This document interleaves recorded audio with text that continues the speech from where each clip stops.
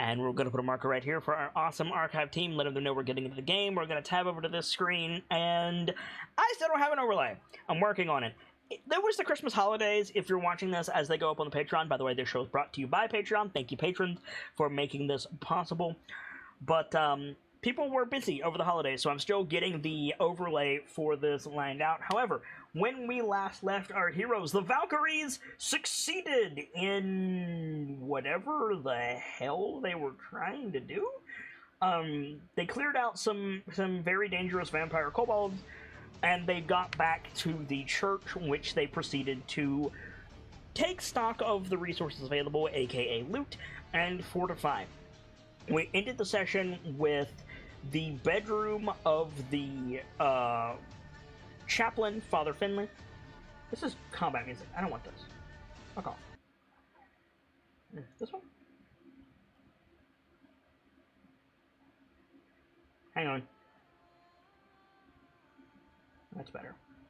With the bedroom to Father Finley, or the door to Father Finley's bedroom being fortified, and a hidden trapdoor underneath the bed being discovered, in which Lance Corporal Starlight went down into a hidden cellar full of bottled and labeled knickknacks.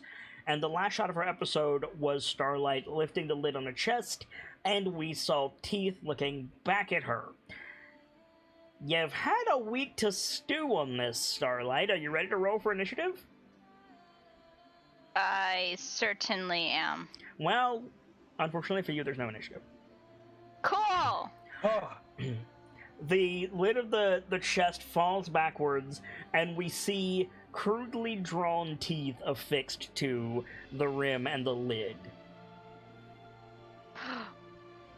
It's a disguise. it's a mimic. You're a dick.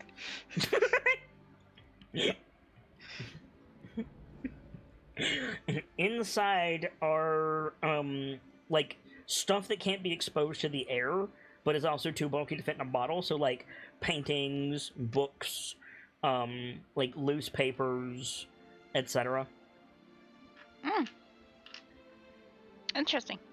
As well as like stuffed toys, wooden toys. There's a rubber ball in here.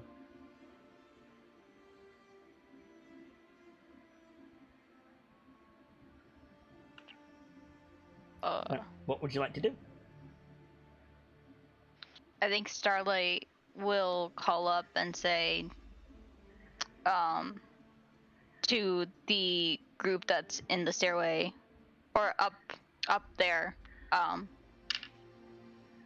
it seems like he has a lot of stuff down here. Nothing seems out of the ordinary.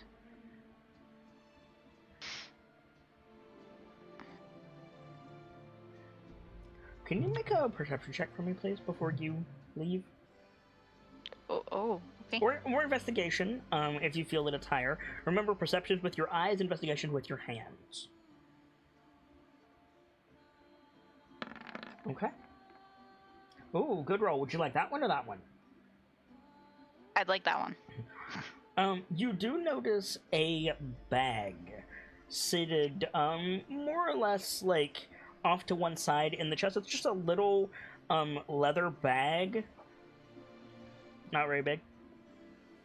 But it's slightly bigger than a coin purse. It's, like, somewhere between, like, a belt pouch and, like, a purse. But it's a little leather, drawstring bag. Folds over on the top. I'll pick it up and look inside. You're gonna look inside. Yes. Okay. Remind me, did you bring a light source with you? I did not. I just have my dark vision. Hey. Tabaxi got that good dark vision. Yeah, Tabaxi do get that good dark vision. Unfortunately, Dark bag is dark. you can't read with dark vision. You can't see marking with dark vision. You just see the flat plane. So you open it and you look inside. I'm gonna need you to make a Constitution saving throw, please. Uh-oh.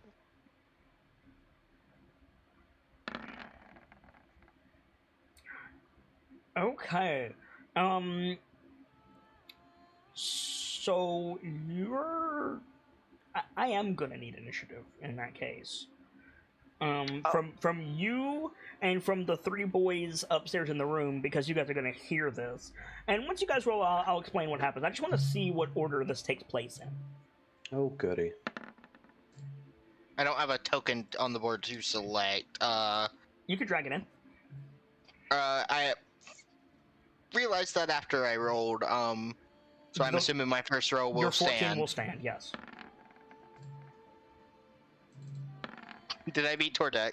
I beat Tordek. You did. And Denke, waiting on you. Sorry, figuring out where to get my token from. You go over to your like character list and notes and stuff. You click on Denke's name, and then you just drag over to the board.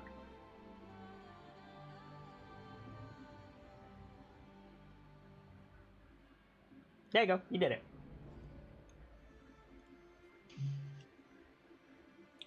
Okay.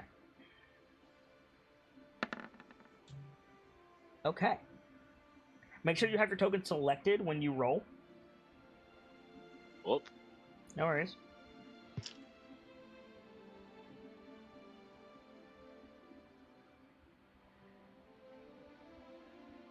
To do that again, so I can update the sheet. Though you're going to be going last either way, so it's not that big of a deal. Yeah, it's being slow. So, Starlight, Mm-hmm. what happens is... Thank you, Denke. What happens is there's a tremendous sucking, like, air current when you lift the lid of the bag. Your head is pulled inside the bag. You're, like, bent over with your head between your hands, because the bag didn't move. As the item tries to, the word I would use is devour you. So you're gonna take. Oh. You're gonna take some damage. You're gonna take 5 points of bludgeoning damage. As you are restrained and slowly being pulled into this bag. I don't like the sound of this. It's your turn. What would you like to do? Hold on. Okay. Can I attempt to free myself? Sure. Okay. Then I will attempt to free myself. Okay, make a strength saving throw.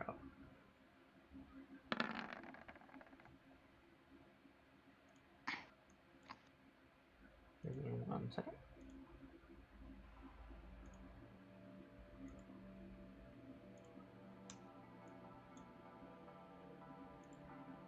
Okay. That is a fail, so you remain restrained by the bag. Dang. What would you like to do? You still have movement, your bonus action. But you are blind and deaf and suffocating. It's not a very fun combo. No. Remind me, Bart, how long can a person survive without A air? number of minutes equal to their constitution modifier. Minimum Oh. 1. That's not good then. No. You want to move? Probably try to move backwards towards the stairs. Okay, I'm going to need a wisdom saving throw to orient yourself correctly, because you got jerked down and, like, spun around. Okay, yeah. So you start staggering back this way. Oop, that's the chest. We don't need that anymore. Start staggering back this way. Yeah, okay. That's gonna be your initiative count. Rev. What, did we hear anything, or did she get cut off, or? You heard Star say it was all clear. But you did hear the, like, I can't do it, but I'm, like, just a tremendous sucking sound. Just imagine Kirby trying to consume something. Kind of, yeah. Like somebody turned a leaf blower on in reverse for a second. That isn't something normal. That Star can make that noise, No. so... No, it's fine. She's just vacuuming. Doing a little bit of tidying.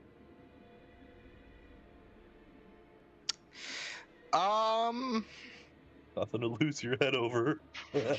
Oh my god, you're an ass. What do you This want to do, music Rev? is so fitting. Don't worry, I'm we've got trying. this in the bag. Oh wait. Do. Give me a second. Tordek, you're on deck. Mm-hmm. Is this an action or a bonus action? You have I'm gonna both, link it. so... No, yeah, I know, but I'm gonna link it just so that someone else can help me read over it. How about the I spark can't- magic into mundane object? To use this ability, you must have these tools or other tools in hand. You touch a tiny non-magical surface or object as an action, and give Okay, it one of okay, the following magic yeah. properties of your choice. Okay, so I don't have a means to make a light source other than this, so she said it was all clear, so do I have a small object on my person that I can use for this? I'm gonna use my ink pen that I have with my book as my light source. Okay, so it sheds 5 feet of light. Okay, And I'm gonna start stepping down. okay. I have. We were at the base of the stairs, so Yep. 20 feet of movement. Yep, so you get down here. You don't notice anything. Okay, that's how many feet of movement do I have? I should have like. I have 20 feet of movement. So you got 10 left.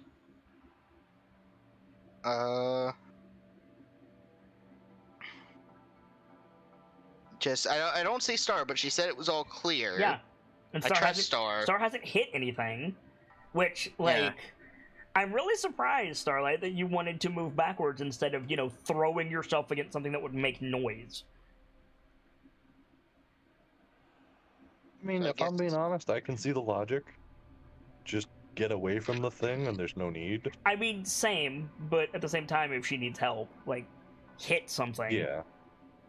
So, Yeah, no. I guess that's my movement. It only sheds light for 5 10 feet. Yeah, Yeah, exactly. For a total of 10 feet. So I don't see anything. Nope. Tordek. Well, it's gonna take like all my movement just to go down the stairs because I'm still an encumbered boy. Yep. But you have dark vision. I do have dark That's vision, true. so come on down the stairs. Okay. You see Starlight with her back to you, with her head in her hands, like backing up and like struggling.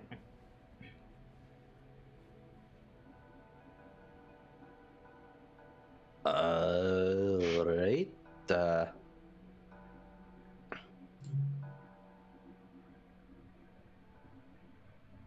You alright there, Star?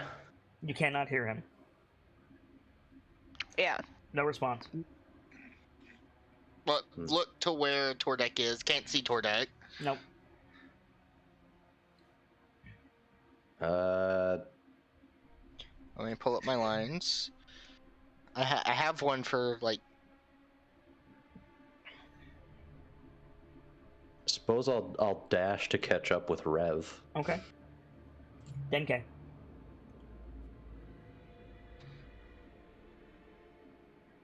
Did you find something interesting? Looking at Tordek and says something's wrong and tilts their head because they can see them. Mm-hmm. It seems strange, lad. I'm going to follow the boys down. Okay. You have dark vision? Yes. You see the same thing Tordek saw. I think everyone in the party except for Rev has dark vision. I think so. I need to see about the infusion for dark vision goggles. I think you and Calendria have superior dark vision, but that might be wrong. I definitely do not. Okay. Not. Well, I was gonna say yet, but I don't actually have a means to do so. Wait on Denke. I'm going to say, report, Corporal. No response.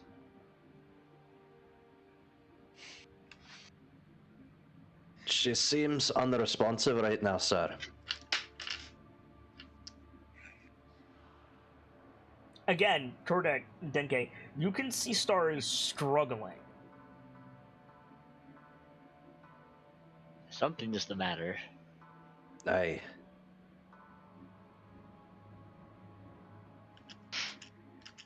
I think just to be on the safe side, let's see, how far away am I from her? She moved back, so 2 standard rooms, maybe 30 feet at this point.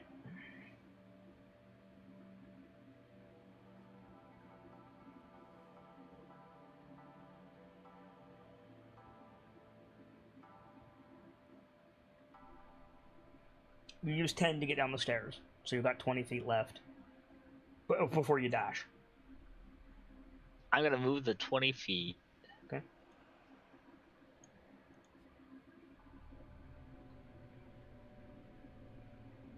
From this distance, you can see Star is like, she's got her head down, like between her palms. She's holding something with her hands and trying to like get her head away from it. We can't tell what it is. She's definitely caught in something. Don't know what. Get it together, soldier. And I'm gonna give her inspiration. Okay. Starlight, I'm gonna Bardic inspiration. I'm I gonna should need another say. strength saving throw from you, but you do have a bardic now that could help you. Okay. Okay. You don't need to use that bardic if you don't want to, but you can prise your head away from this thing. You're gonna take a little bit more damage. Wait, if this is what I think it is, you're mean for this. You're gonna take another point of damage. And yeah, you're just holding this bag. It's the flap like covered the opening when you pulled it off your head. Your hood has the broken condition, and your ears are bleeding.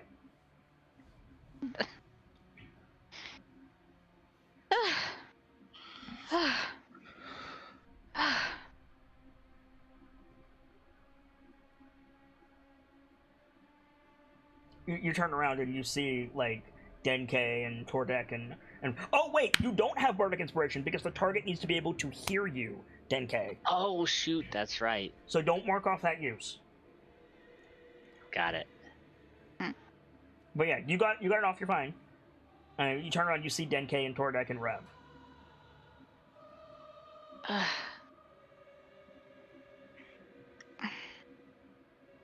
I should not have opened that bag.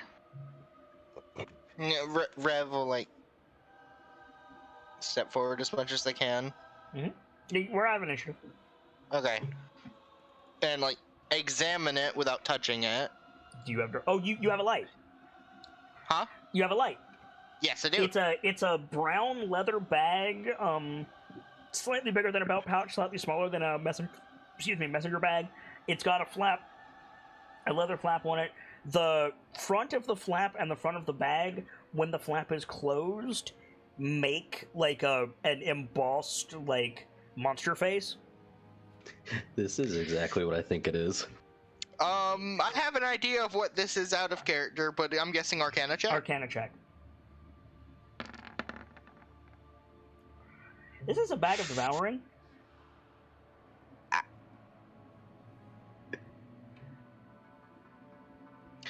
Do I know all of the traits of a bag of devouring? I don't Just know. like the general knowledge traits? I don't know what you mean by traits plural. You know that if something gets put in a bag of devouring, it is destroyed. Okay. I know there's a way to turn them off out of character, just off entirely.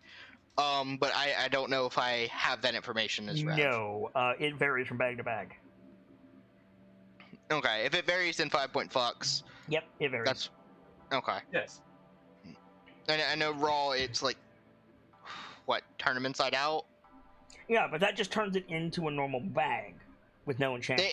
It makes it inert. No, if you flip it back out, it doesn't do anything. Like, you could destroy a bag of devouring doing that. And then you just have a normal bag with a face on it.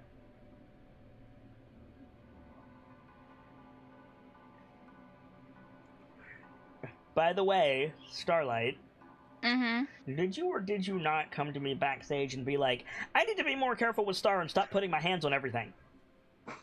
Yeah. And what did you do immediately?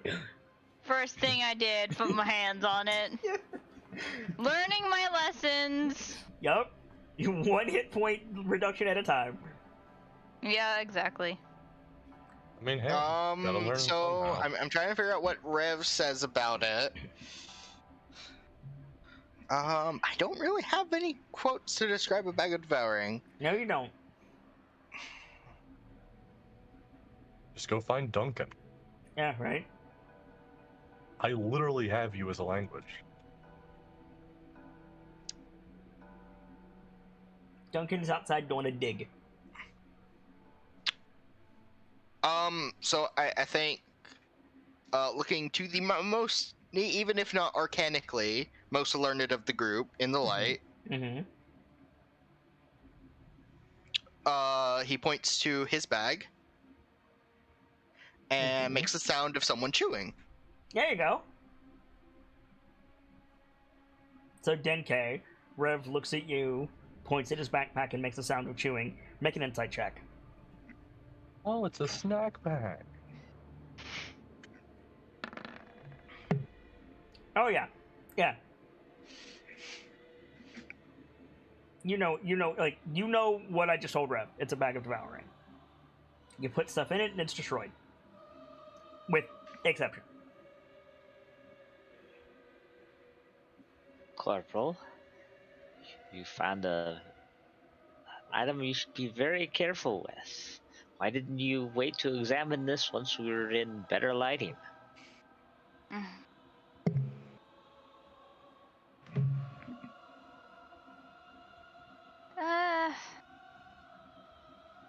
I thought because the chest was harmless that it would be harmless. I thought wrong. My mistake. I dare say, just because one food tastes good means that all of them do? I'll be more careful next time. If you don't start being careful soon, there won't be a next time. And she just That hangs could her be head all of low. us. I mean, in fairness, Star, you are bleeding from your head. Yeah, like just like touching her like ears with her paws and seeing the blood. If like Rev will step close to her, and If you're going to do what I think you're going to do, let the medic do it. yeah, I'm not gonna do it. Never mind. Tordek is standing right there. Yeah. You'd better let Tordek take a look at you again. Maybe in better lighting. Hey, that's a good plan. We can crossfade upstairs if you guys want. The issue is how are you going to get out of the room? Because remember, the upstairs room, the door is blocked by the bed. But there's nothing else down here. Well, if we get back up there, we can presumably move the bed back over the trapdoor. That's what I was thinking. Let's just make sure we don't miss anything useful here before we close it What's back the up. floor made out of in this room? In the tunnel? Yeah, in the like cellar type area. Wood. Wood. Would you believe it's anything else? I was hoping it would be something different. I mean, it got to be waterproof, so I can see an argument for stone. Treated wood is real expensive, True. Yeah. especially for a hamlet. Like, the church is only going to help you so much with Yeah, building alright, it. stone. Okay. Why? Stone, you see. Like, not speaking as Rev, but Rev was looking for like a way for Denke to do their cooking without setting shit on fire. There is a bunch of wooden bookcases and a wood ceiling down here. Mm. And I gather no ventilation. Not really, no. Well, it was a thought. So how are you getting the bed out of the door frame? And where are you putting it? And did Can we Ref bring the fit bag of between the door devouring and the with wall? us? As far as I know, nobody set the bag of devouring down, so... I think Starlight puts it down. So you're not taking it upstairs? I don't think she trusts herself taking it Wait. upstairs. I thought Rev had it. No? No, Star still had it. Rev looked at it in Star's hand. Well, I think. Go ahead. She probably doesn't trust herself to take it, so she probably will have, like, she'll look at Danky and then be like, you want to... Will you pass me that? Do you have that as a line? Yes. That's amazing. Yes, I did. Fucking beautiful. I think Star just gives it to Rev them, and then it's just like... Rev not opening it, just goes to carry it with him. Okay. Oh, How So- much does this thing weigh? That's Seven- important to me. 7 or 8 pounds. Oh, let me see if that encumbers me. To hit my- 20 million pounds. 1 billion pounds. It's encumber me. Cool. So I'm just gonna carry it upstairs and set it down. In good light. Yep. So as you guys are coming out of the hole, you hear Calendria. By the way, unfortunately, our buddy Frostwind cannot join us tonight. Still, he is sick and recovering, so I'm playing Calendria again. If anybody's wondering, as you guys come out of the hole, you hear Calendria from the other side. It's like, Lieutenant, are you back there? Can Rev fit between the bed and the door frame? With an acrobatics check. I will give it a try. Yes, we're all here. But before he tries, he like shoos people away from where the bed was. Okay. Where the bed's like standing on its side. Right. I am not proficient, but I do have a decent dex. Nope. Nope. So, do me a favor, roll a d10 and call high or low for me. Oh god. Hi. Okay. You're not stuck, you just can't get through. Can I try again? Sure. Jeez. Or you could, move the bed. Okay. So, Rev, squirms shoot. and wriggles and pops out, and Calendria, steps back really quick as you land, was that you? Looking at you, Rev. He holds up a finger just a moment. Goes to get in his back. I asked you a question, Corporal.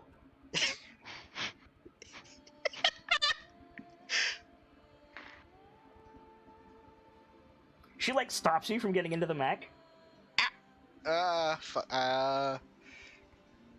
Was that you?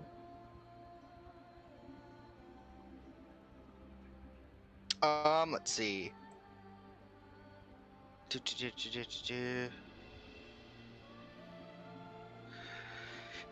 He takes a moment. Mm-hmm. Toward it.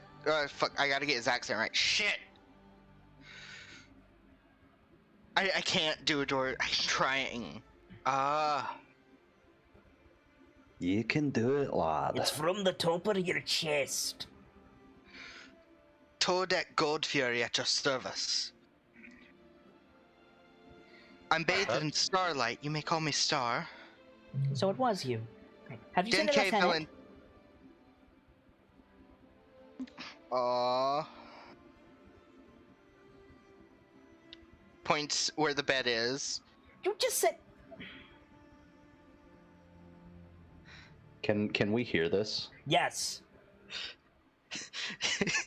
I'm Calendria sorry. is failing all of her insight checks. Did she not hear Denke reply? Yes, she did. And she then did. Rev popped out and she said, was that you? And all Oh, Rev had to I do get was it. shake his head and point, and he didn't do that. Oh, I failed my insight check. We're more than just the bird, Commander. Now is really not the time for your antics, Corporal. He like crosses his arms, kind of like. Yeah, she steps out of the way. Okay, I'm gonna tip the bed over with my mat. Okay, knock it over. So the three of you need to make dex saves. I shoot everyone away from the spot. There's not enough room! The falling bed is a problem! This room is small, son! I figured you would have told me there's nowhere to shoo them to. I told you several times that room was small. I told you several times you guys were crammed in there. Dex saves, Denke Star. Okay. Denke and Star, you guys can like jump and like shimmy walk over the bed as it falls into place. Tordek. Boy! I would not have done that if I. You're gonna take 5 points of bludgeoning damage and you're pinned under the bed. Okay. You would not have done that if you what? It was not clear to me that there wasn't enough space. Like, I get the doorway was small, but I didn't realize the room was small. How many times, Okay. Valkyries, how many times last week did I say, like, when Star tried to come into the room, I said, how do you get in there? There's not enough space for 4 of you. That's why cat liquid. But, like, how many times did I mention how small this room was? Honestly, at least 4 or 5. Yeah. Also, Tordek is down. Oh, fuck. No. Oh God. Okay. Tordek is unconscious. Yeah, because my man got 3 HP.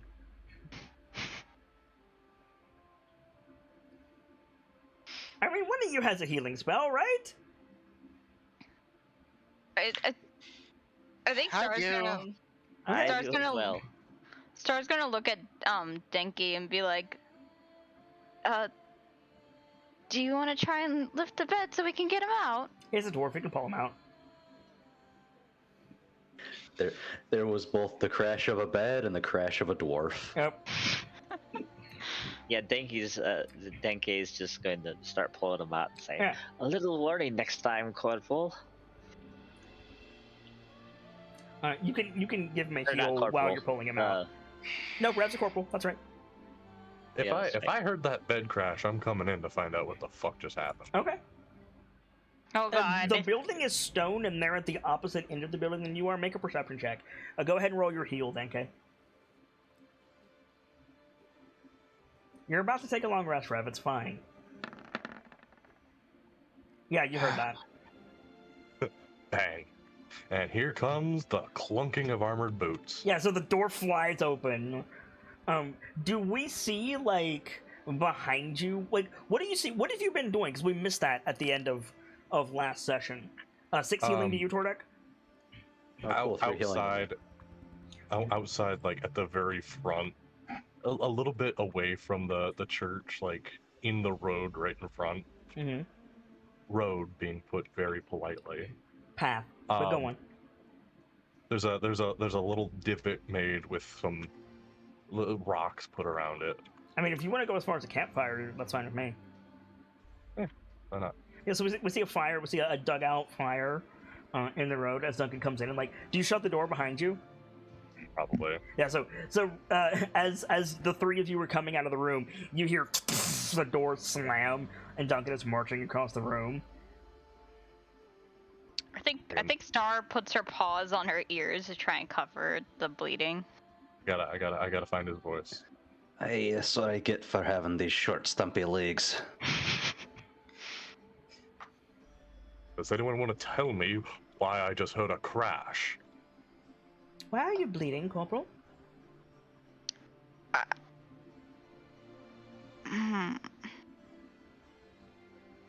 Do I just have no as a line? Please tell me I do. No, sir. Calendria like whips around to look at the mech. Oh, you little snot. Like, Rev, I have a question for you. Okay. What is a reasonable number to prise the hatch of your mech open? Oh god. Oh. Could I save my spell save DC? What's your spell save DC? 13. Okay, yeah, that's fine. I don't think Calendria's gonna get this, but I'm gonna roll it anyway. Oh shit! Oh no. She got an 18! Oh fuck. Oh, shit. I'm being throttled. So you say no, sir. Duncan, you're like looking at the others. You see Calendria just like grab the mech, hold the front of it down, grab the top hatch, and just tear it open, and then reach in to grab Rev. Rev's like, oh no. No. I just imagine Rev's trying to bat away, like, no, get out of my room. This is my room. Please, Oh god. please do not Callum Shan fry my corporal. She stops. Like slowly withdraws her other. She's still holding the hatch open, mind you. She says, "Present for inspection, Corporal, now!"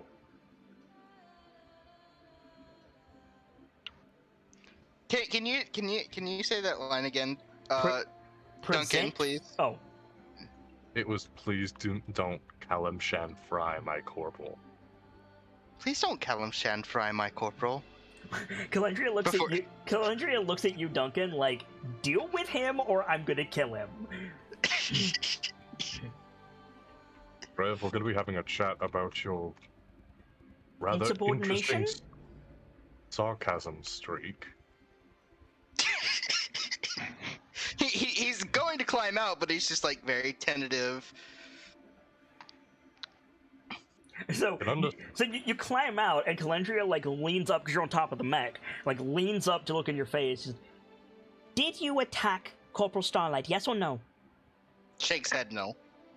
Are you the reason that she's bleeding?" Shake's head no. What's Starlight's rank? Points to Lance Corporal. bag. Points to bag and makes like a person chewing sound again. What have you got? She tries to take it from you. He set it down in the other room. Oh, okay. Rev like jumps down and goes to get it. Okay. Brings it Calendria back. like folds her arms and leans on the mech. Duncan, the floor is yours. All right.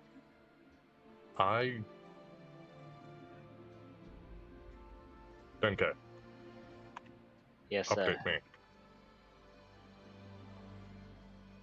we discovered a hatch in the small sleeping area. Had to move the bed up against the entrance. Rev yells from the other room. Rev has found our entry point. Any object of interest? Lance Corporal Starlight found a cellar full of mostly trinkets and baubles, all labeled. Looks like mementos. But apparently she also came across a bag which she decided to open in the dim light and almost became devoured. Rev comes out about this point. Is that the bag in question? Nods. Calendria's hand flares with like fire. Keep it closed. Keep it close. You want to keep it? There's always use in everything. Like the fire disappears. We don't have a terrible lot of resources, and with what we saw in there, if we find a portal, this could be a key to victory. All we'd have to do is find the keystone, throw it in. Fair point. Good work, Corporal. What if you'd see to her wounds, please? Aye, sir. Assuming you have the strength. Oh, I've got the strength, alright, especially after having a bed jumped on me. You what? I'm sorry. We have Ghost to climb back into the back. Kilindria isn't leaning on the back, homie. Is that the But she's turned to face Tordek. Aye, sir. And why was a bed dropped? I'll give you 2 guesses and the first one don't count. Okay. It's fine. It's fine. It's been a long If he day can't get and into he's the mech, young. he's gonna be behind the mech. Okay, I'm gonna make a stealth check. Okay. Duncan, roll perception. Alright. I'm proficient. Yeah, you are. So you say that, and Calendria like looks around, like in Celestial. She goes, "Where's the bird?" Did he escape my eyes? Yeah, he did Oh. by I a don't substantial know. margin, by the way. I don't know where you just went, but you better come back out here and get in that mech. Me and you have guard duty. With that check, could I get the mech to power on without them noticing me getting in it? No, it's an engine, homie. I mean, like, you have to open the hatch, get in, and then turn it on while she's leaning on it. Who would I have to roll another? I think you could get in, but you couldn't close the hatch. Could I power it on without closing the hatch? What are you attempting to do? Fuck I with believe- Calidria? I mean, do you want to get shattered? Because that's how you get shattered. You realize you do that, she's just gonna turn around and reflexively cast Shatter on your mech. Is that what you want? Okay, fine, I'll just close the hatch. Okay. Like, Country like looks over, glares through the viewport.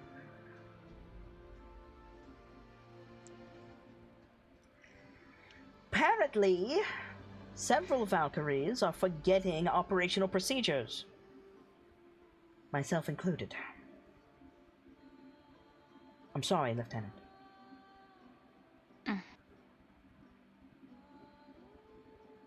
It's understandable. You're doing what needed to be done, and it gave me an opportunity to judge your capabilities in such a scenario. And apparently my capabilities involve forgetting the chain of command. I didn't realize. I let it slide on purpose, because I messed up as well. I won't deny that for a moment. You're right about all of us being tired, Duncan. And we're going to be going to bed with a full warm meal. If you wouldn't mind, Denke, I've got a pit ready for you. It's dangerous out there. If you'll permit a suggestion, I think we should all go.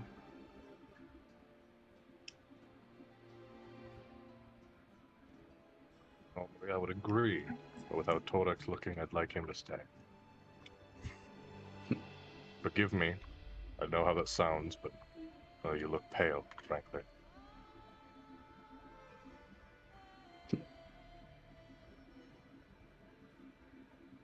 Do I feel like I could take on so many baggers? No. Could I keep an eye out for you? Aye. Not that weak, Commander. As you like. You heard the Think command of Dad Valkyries? Denke's gonna take the lead, Yep. and You guys can all head outside, and yeah, we get a little interlude of Denke like setting up his cookware and starting cooking while everybody is standing around a standing watch. If anybody wants to have a scene, the floor is absolutely yours. Why do I have the mental image of the not Dark Souls? Fuck, what's the name of the game? The one that's the dungeon thing. We have a party of 4. Darkest Dungeon. Darkest Dungeon campfire. A little bit, yeah. Yeah, I can see it.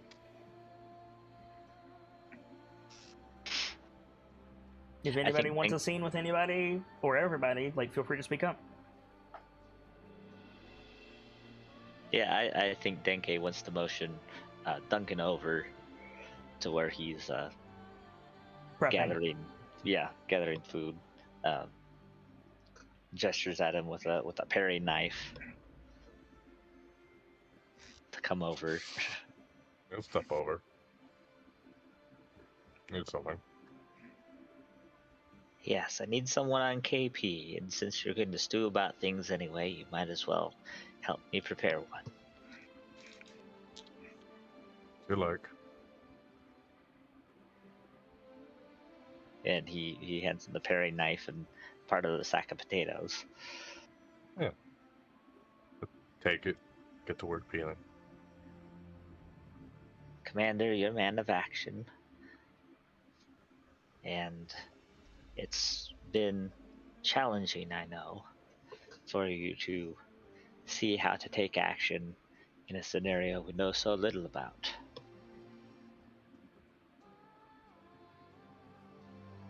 I underestimated our situation, and that could have been a fatal error. Lean up, One Dempsey. I underestimated our situation, and that could have been a fatal error. Thankfully, once again, all of you have shown me why I consider you such close family. You're capable. You're strong. When I make a mistake, when any of us make a mistake, we have the collective skills to cover the error. And consideration, I dare say, is the key word.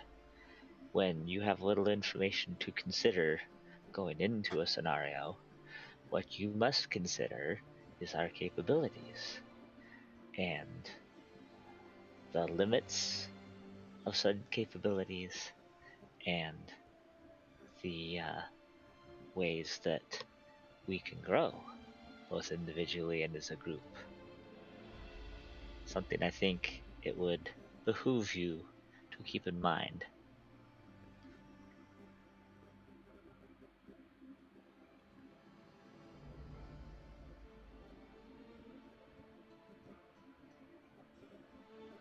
Sorry, I'm trying to find my words. Mm-hmm.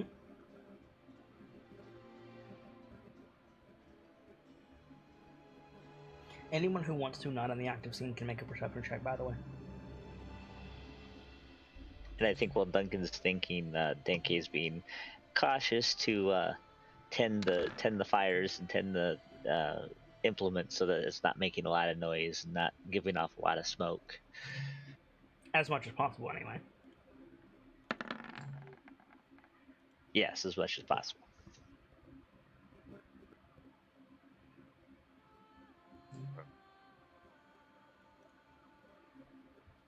Certainly will be. Sorry, willing. I won't be making these mistakes when it really matters.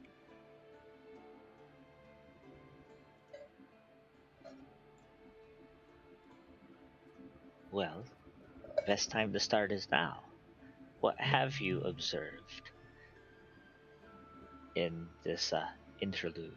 It's been a very eventful night, has it not? As for the few things I've noticed, Bodek may have a bit of a push streak.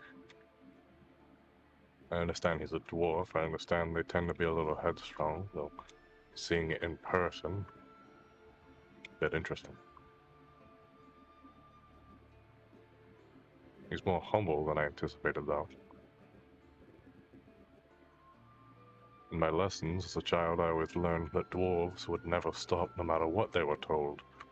If they thought they could keep going, they would. There's legends upon legends upon legends and tales about that. I believe the current High Thane included. Ah, but you must always consider the source of the tales and why they're being told.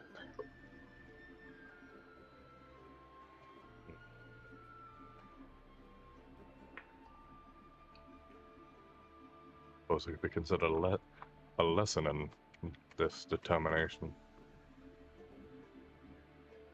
Teach all the children to be never ceasing, and Eventually, you'll have a people that are capable of mastering anything. Big surprise there when you look at the skill sets dwarves are famous for. Another thing that's going to have to be worked on is this streak Rev seems to have with their sarcasm and their jokes.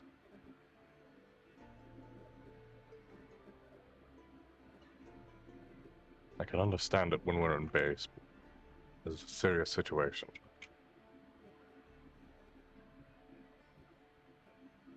And there's no room for levity and joy in a serious situation.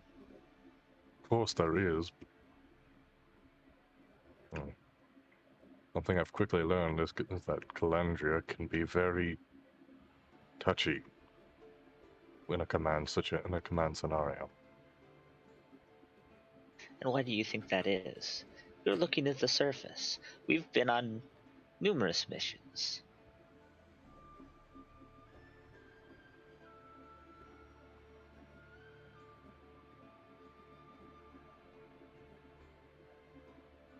Make an insight check, Duncan. Oof. Oof. Make sure you're rolling as your character, by the way. Oh, my bad. Always one of us that forgets that.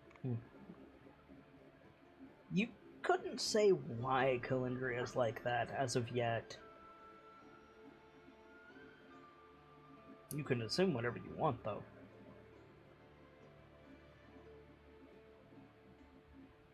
Frankly, got no idea why she's like that. My best assumption is she wants to prove that she can. That would be a fair guess for most officers in that rank in this position, especially in such an elite and elite and decorated unit.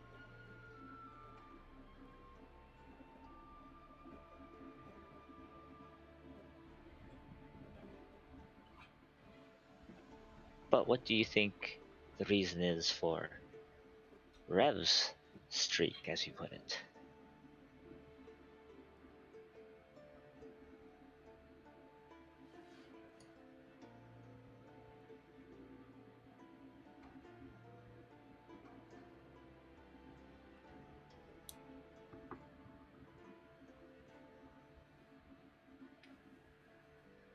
Any chance I could insight that one too?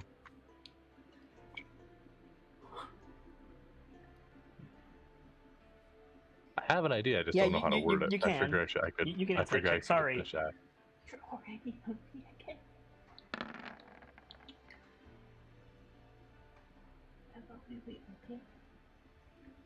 again. Yeah.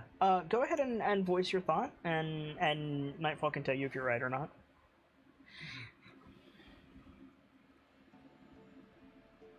The main idea is because my main thought why is because deceptively it's because he's become comfortable. He's young and he's with a group of people that he believes is accepting. He's correct, but there's a certain degree that he thinks he can get away with because of that acceptance. I'd say yes and no. It's not the whole story. Well, give him the rest of the story because he rolled high. Okay. He does this when he's anxious. He tries to cover up any anxiety he has with humor. Hmm.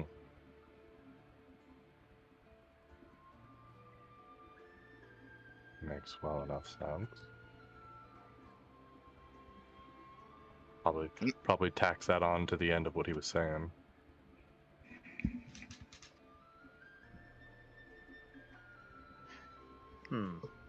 And what of Star, do you think? She's definitely gotten herself into a few scrapes on this mission already. Not very characteristic of her, is it? No. It's been a while since we've had I suppose the way you'd put it is a high-stake situation. I told her to investigate, and she's been doing so. To a degree, she's been forgetting protocol.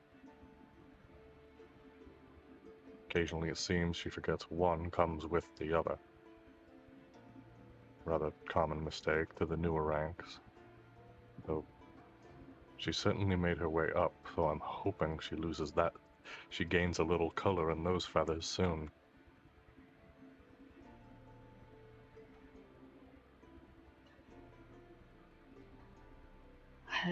It seems a bit more to me than that. It's what I know of her. She doesn't strike me as so useful in that regard as you might suggest.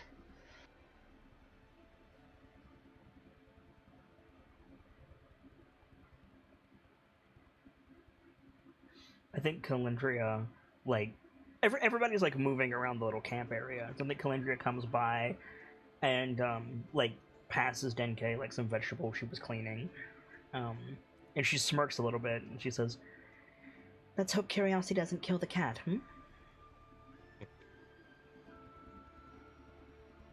There are stories of the Tabaxi people being some of the most curious. I read one story that came out of Chult a few years ago. A man named Dented Copper. Something like that.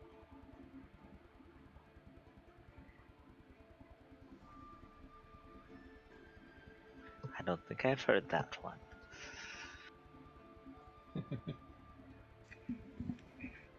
Not a terribly special man from what I was reading.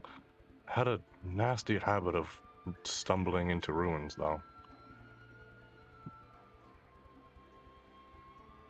Ah, now that sounds relatable.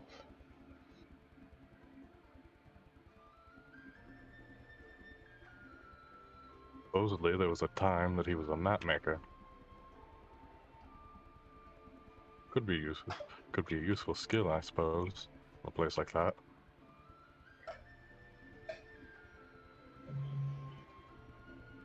Well, only if you have a ledger by which to read the map. That's fair.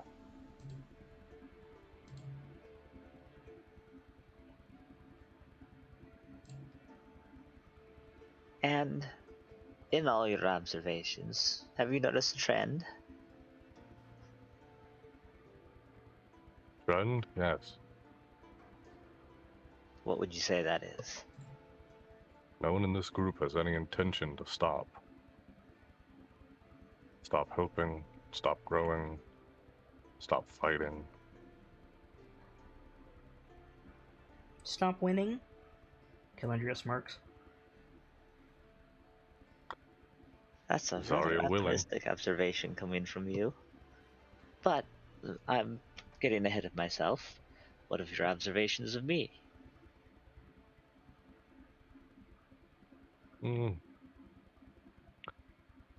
Forgive me if this sounds, I believe the word is crass.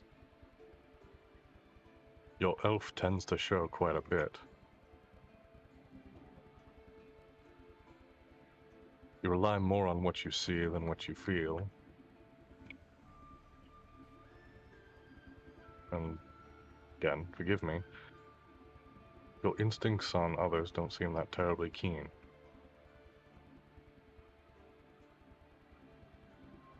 But you're also one of the smartest people I've met within the Order.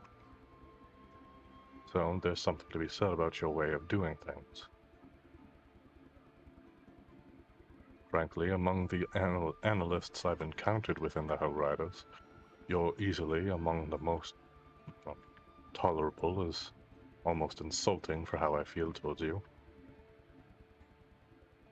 You're good to have around. I think Dinky laughs just a little at the terminology used for the analysts. I think that probably because he's been met with that sort of attitude in the Hellriders as a whole, at least a few times.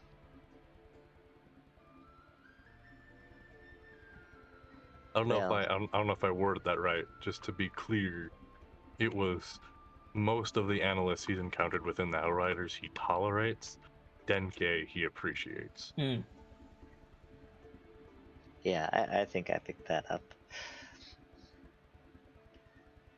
Well, Commander, I think a trend that I noticed in the descriptions you've given of current behaviors, I would dare say they all seem to be coping mechanisms.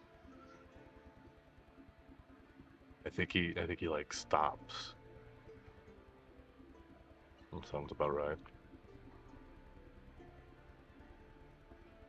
Can't say I ever learned too much about that, so I never really put it to the front of my mind on stuff.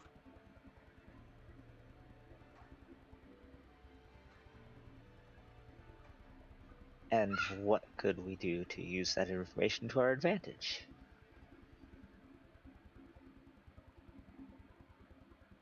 I suppose there's always the obvious. Work with what you've learned and attempt to refine it. Work with the people to the point they no longer need these mechanisms.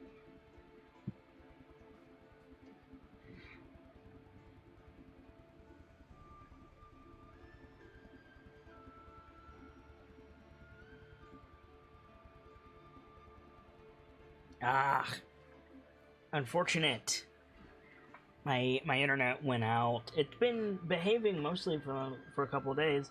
I have a special setup with my phone through my phone and other means, so that I can hear Discord, or rather Discord can hear me, and Stream can hear me. But when my internet goes out completely, Stream can't hear the others over Discord. So that went down, unfortunately, and hopefully it will come back sooner rather than later.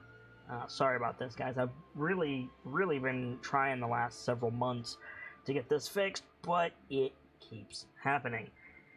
So I'm gonna keep fighting. We're gonna just give it a minute and see if I can get it to come back on. Oh, speak of the devil. Hi guys. Hello? Hello. Hello. It kicked me off, and now I'm back, and hopefully it doesn't do that again. Weird. Welcome back. Okay. You were saying?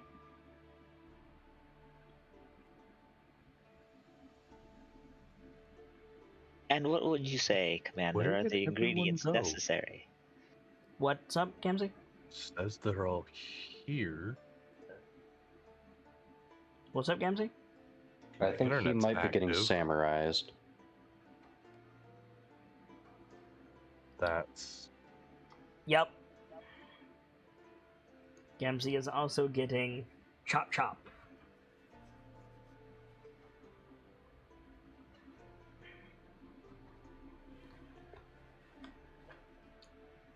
As soon as he gets back. In the meantime, does anybody else have any scenes they want to do that don't involve Duncan and oh, never mind, Duncan's back.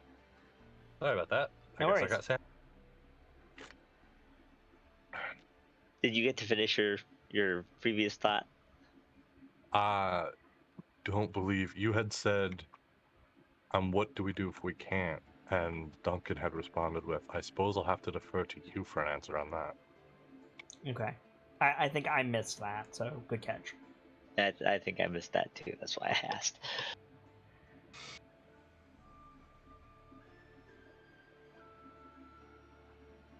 So? And perhaps that is something that you can learn, to not to have to defer to others in important matters as much as you do so now. But in the present, what would you say are the ingredients needed for us to move forward on the path you suggest of improvement, both individually and as a group?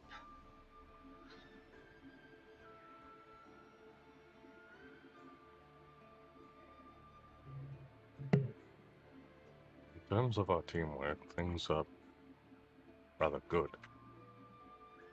I need to work on my capabilities of taking the information you give you and Oh. Check one, check two.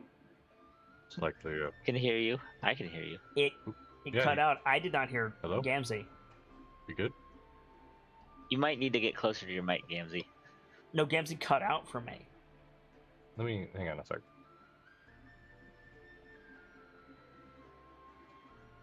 Hello? Hi.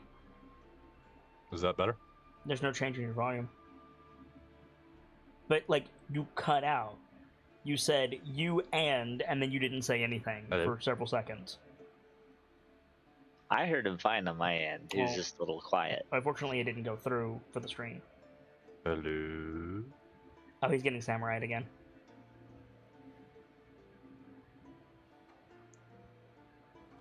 Hiya! So while we're figuring things out with my internet and apparently Gamzee's internet, is there any other scenes anybody wants to have that does not directly involve Denke or Duncan? If not, I can resolve those perception checks. Hello? Hello. Hi. Hiya. Nope, never mind. I'm getting disconnected completely. Oh. Check, check. Check, check. I got disconnected completely and then it came back. So while we're waiting for Gamzee to resolve, hopefully Hello? soon. Hi, can you hear Hello? us? Yeah.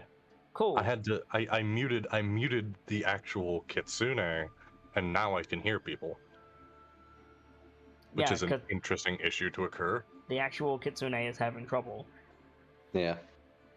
But No, if like, I couldn't hear anyone, and then I muted you, and suddenly I could hear everyone. weird. What I Yeah. heard from you was you and then you cut out for several seconds. Ah. Cool. Information from you and Starlight, and learn to actually be able to make use of that information. And with a proper plan and all that.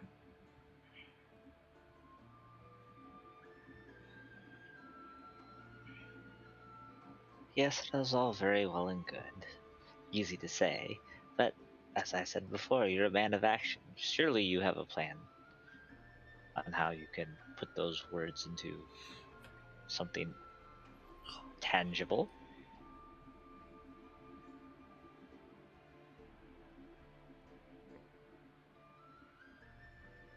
If I'm frank with you,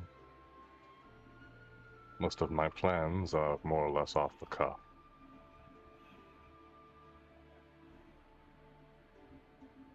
Well, you can't plan for everything, but you do need a starting point.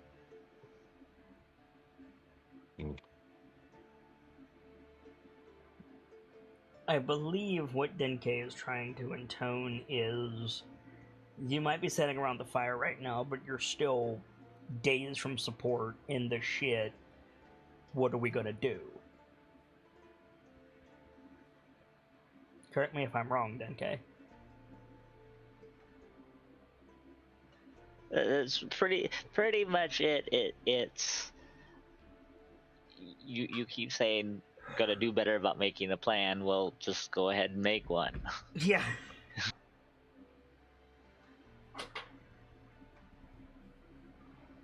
Barring that nothing is, shall we say, unexpectedly difficult within the deeper portions of the cavern, and Stara is able to properly do a recon in the morning. Whatever information she brings back to me, I'll have to do what I can with. Although, with the resistance we've seen so far, I would assume that your assumptions on a higher undead are far from unfounded. And furthermore, we're likely to have confrontation with them before this mission is over. As such, if we encounter a portal, I'm planning to make use of that bag. And you correct me if I'm wrong, but most of the time when there is a portal being created, there's usually something that acts as a keystone. Make a religion check, Denke.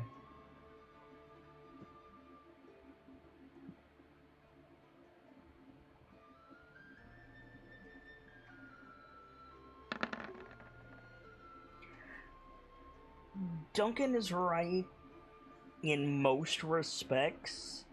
The the difference is when it comes to demons. A portal to the abyss, a naturally occurring portal to the abyss, insofar as such a thing can exist, it's not. If a portal is made by, like, cultists, yeah, it'll have a keystone. If a portal is made to another plane, it will likely have a keystone. The demonic portals that is basically abyssal bleed, that is to say, demons congregate and the collected abyssal energy makes a rift to the infinite layers of the abyss. It doesn't work like that. It's less a stable portal in the arcanic sense and more a tear in space. You are correct insofar as mundane portals go. If it were cultists or some other such a group creating the portal, it would likely have a keystone. However, in terms of demonic portals, they tend to be more organic, I suppose you could say. It's not something that's stable or structured. It's more a rift of demonic energies. It's tearing open the fabric of the planes.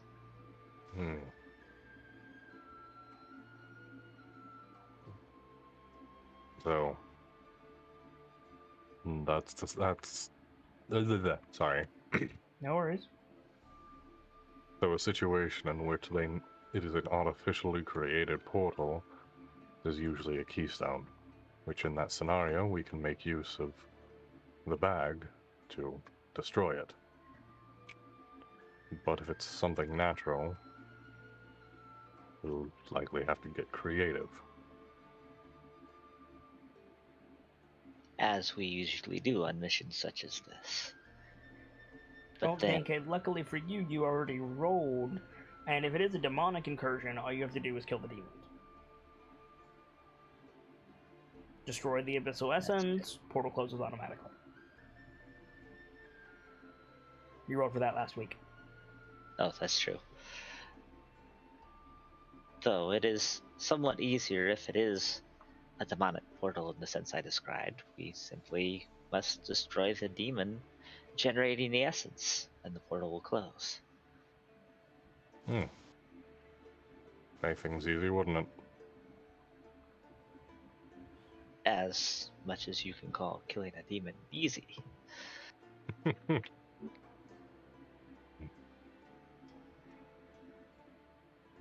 You were saying it yourself a moment ago.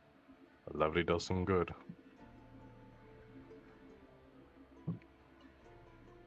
But I think more to the point, you have done well to establish what we can do with information that is largely to be discovered. However, what do you think we can do to, let's say, avoid you getting another dressing down from Calendria? What can we do to keep Valkyrie Squad from getting into this condition again? First of all, I'm not going to be underestimating anything we encounter. I got complacent because of the success of our previous missions.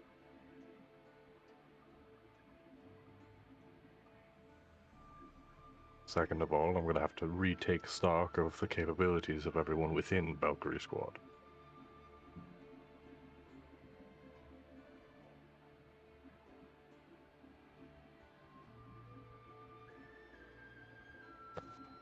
And that way I can make more concrete plans when I have to go off the cuff. Well, you've already done so to extent. For instance, you mentioned Star's curiosity and getting the better of her, and we're going to send her down into the dark unknown yet again. Right. That reminds me. He starts quieting up a little bit. Mm-hmm. was going to ask if you would go with her. You needn't ask, Commander. There's no one that understands the capabilities of my team better than my team. I wanted to offer it in case you thought you weren't capable. Though, knowing you, you'd never turn down such an opportunity.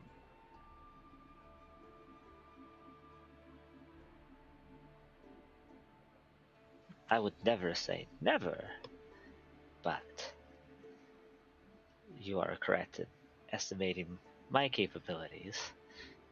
In this instance, I would be the most advantageous set of eyes, both to watch out for the Lance Corporal and to watch out for any opportunities or dangers she might miss.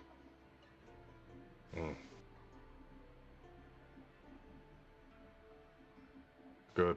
I don't even have to update you on what I want you to do then.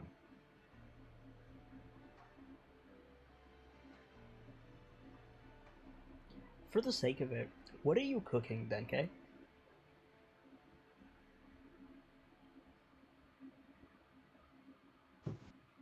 And would you like to tell the audience why I care? Oh, absolutely. And I was hoping Duncan's remarks would have given some insight. I was kind of asking him what ingredients do we need to improve our chances. Denke has a refined style of cooking. Goes much further than a mundane meal. It can actually confer benefits to those who consume it You have a feat. Cooked properly. Yes, I have a feat, especially designed for 5-Point Fox. So you can prepare meals that give bonuses. Hence, what are you cooking? And let me get to my list of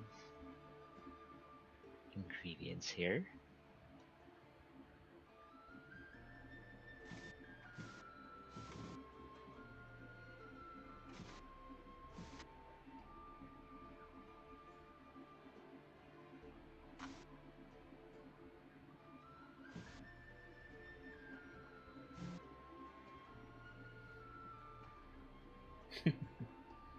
In the meantime, I'm gonna resolve these perception checks if that's cool. Oh yeah, go right ahead. Tordek, Aye? I think you're distracted by the conversation. Yeah. Calendria is going to confer a little bit of a bonus to the other two.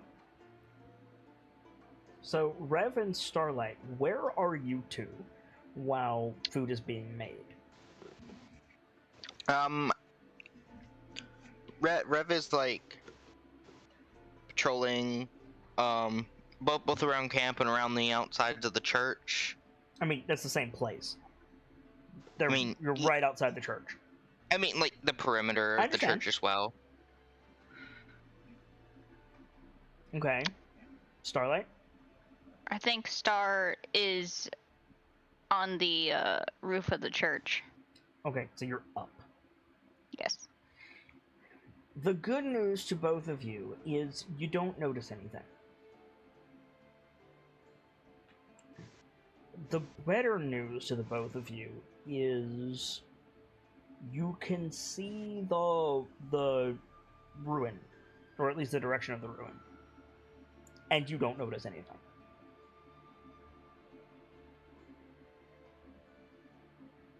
It's quiet. That's good, at least.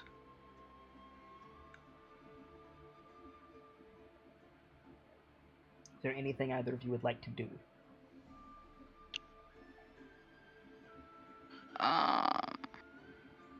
They can break I in when you're ready, by the way. I I want to get my heal from Tordek. I mean, Tordek is down by the camp and you're up on the roof. That's gonna have to wait. Yeah, I know. Probably after they eat, she'll probably go up to him. Okay. What do you want to do right now, if anything?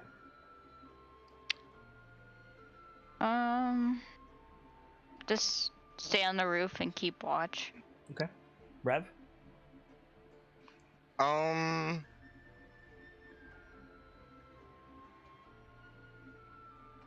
Yeah, at some point, like, I take a break in between, like, circuits around. Mm-hmm. Stop by the, where they're making the food and just pop out of the mech and sit for a few minutes. Alright. Did you want to talk to anyone? I did. I don't know how to start this. Who? Duncan. Okay. That'll give Denke time to find his food stuff. Again, break in whenever, Denke. Yeah, I've almost got it. Let's see. I mean, do you not have Commander? 'Cause I thought I gave that to you. I don't have it, like, questioningly, but yeah, I think that's just, like, a good way to get their attention. Okay. Commander. Yes, Rev. How do I... By the way, I hope it's not a weird thing that He I just have kind of Duncan- sits next to him and just has his notebook out. Go ahead, Gamzee. Good. I was gonna say, I hope it's not a weird thing that I have Duncan prefer using names over ranks. That's like, fine when it's just you guys, but like around Yeah. civilians or in a hostile like situation, names can be dangerous. Right. But I was yeah, gonna say around here I, it's I fine. was I wasn't gonna. I don't want to call it like a humanizing thing, but I get Yeah. you. But also, Rev's rank is Rev. right. Like, his name is not Rev. His name is Drill Noises. Yeah. That's true. Got something you need to show me. He just kind of shakes his head and starts to write in his little book, sitting next to him. Mm-hmm.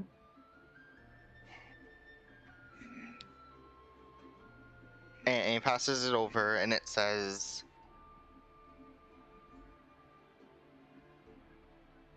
I apologize for earlier. I did not mean to upset Calindria that way. I understand. She's a little touchy when we're on the field. Well, technicalities, we had the exit the OT and retreat to the landing zone. So chances are likely that most of you are stressed. I'm a little stressed by this. But there's also something to be said about letting a little bit of tact. I understand this humor is likely a stress response, but I'd ask you choose more. I'd ask that we find an opportunity to work on finding a better mechanism for these types of situations.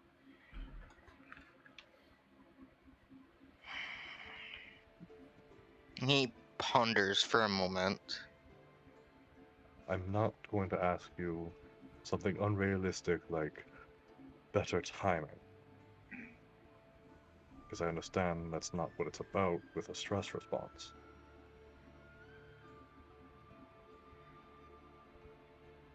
But I don't think asking for us to work together and find you a better mechanism for these types of situations. I don't think that's unreasonable, is it? And takes the notebook back and writes in it again. And when he passes it back,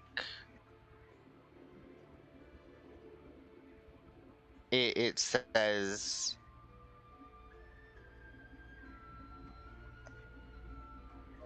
"Is it really that big of a problem? Calendria seems very much more on edge than usual. I think she overreacted."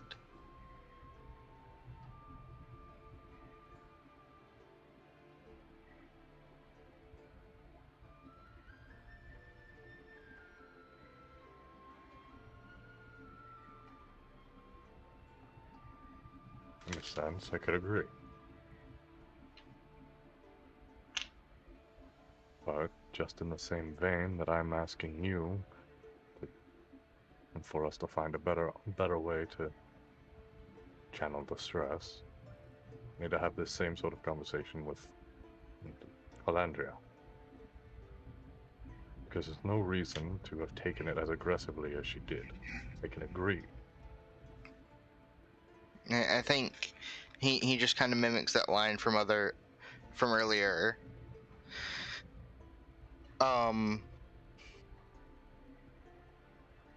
What was it? Please don't fry my corporal, Don't Calendria. Kalashite fry my corporal, yeah.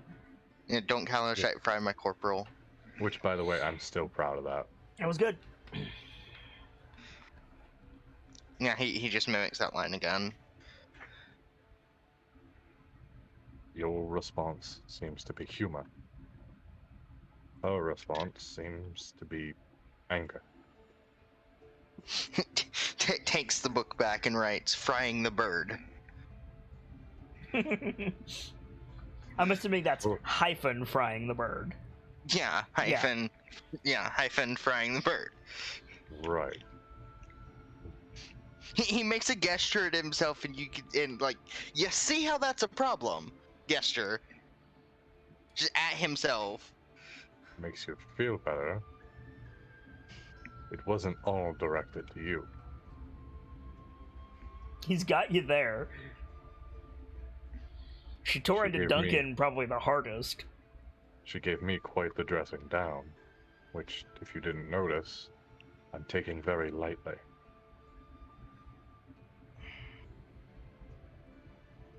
Most others would have considered it a severe break in command, disrespecting your officer to such a degree.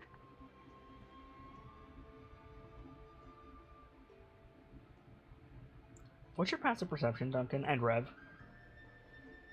My passive is... Let me find it. Mine is 11. Oh, I was hoping Duncan's would be higher. Mine's 14. Oof. Okay. I think you both notice, like, Calendria is like, in your peripheral and, like, doing camp tasks, but she's paying attention.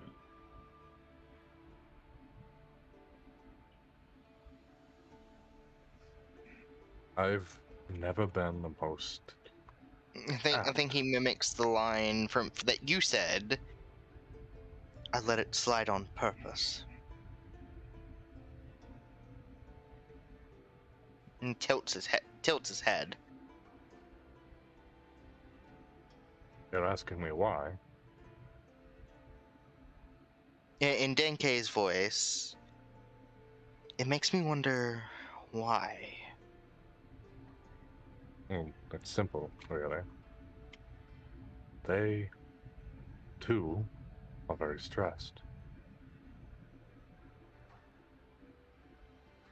More than that, I made a mistake. I made a severe mistake that almost put all of you in terrible danger. I allowed it not just because Calendria is not in a terribly healthy way, dealing with their anger at the lack of understanding of the level of stress that this situation is putting them through, but more because I deserved it.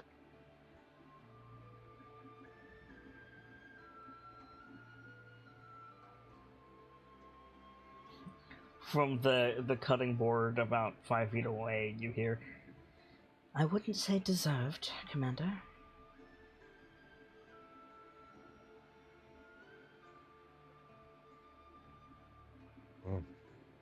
I think Rev writes in his notebook.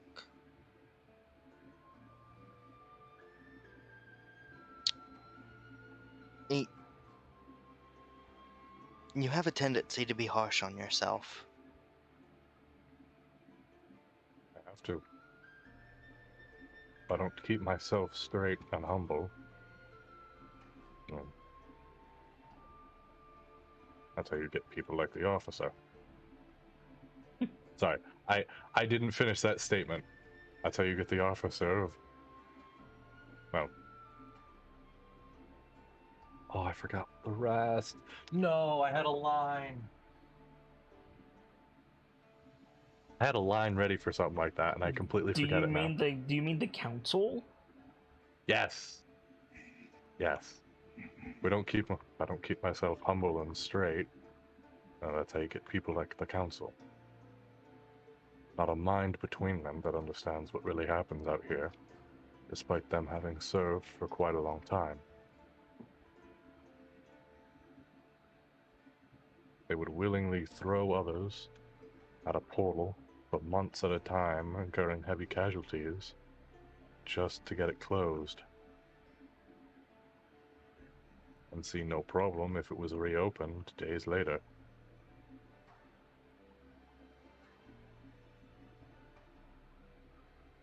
There's a reason that I say my people instead of my kingdom. I think Rev pauses in thought for a moment, takes back his notebook and writes. Yeah. Commander ? Do you get analysis paralysis?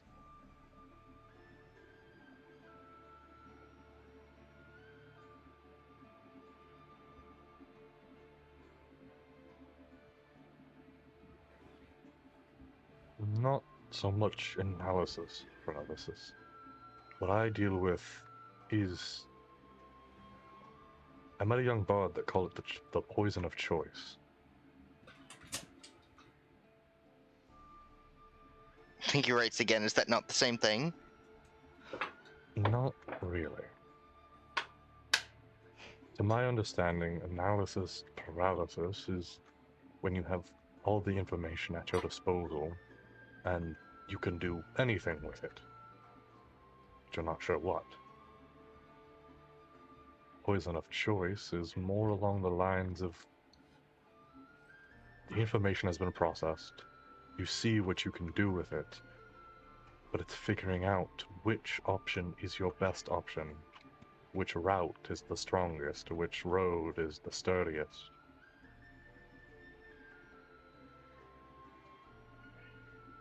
It is the inability to choose once the analysis has completed.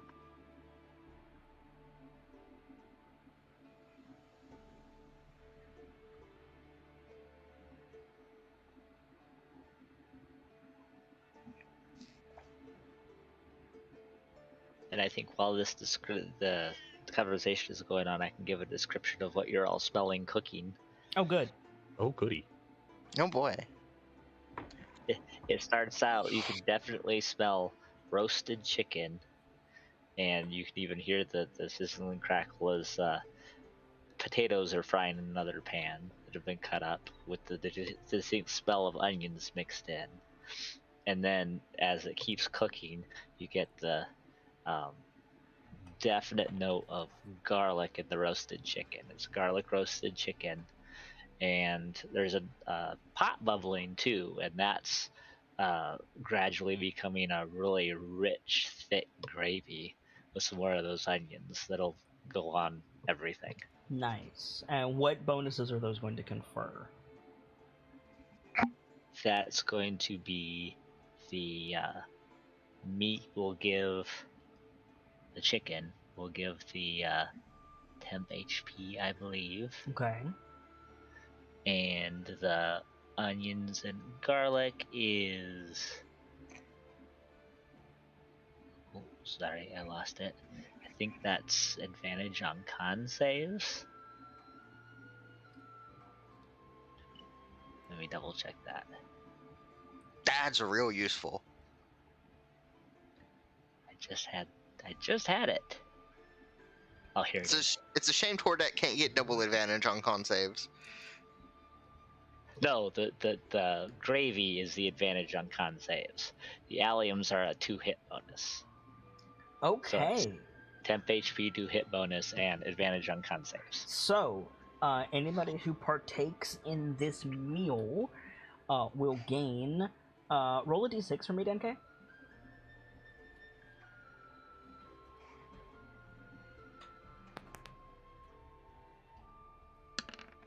Two temporary hit points. You will gain. What's your bardic inspiration level? A d6. Yes. Roll another d6 for me, please.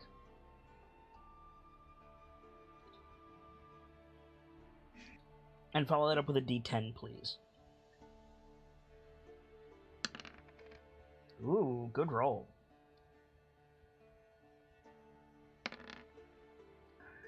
Okay. It's a pretty solid meal from Denke. 2 temporary hit points, +5 to all physical attacks. Spell attacks count if they're attacks and not saves. And an advantage on con saves after your long rest, until your next long rest.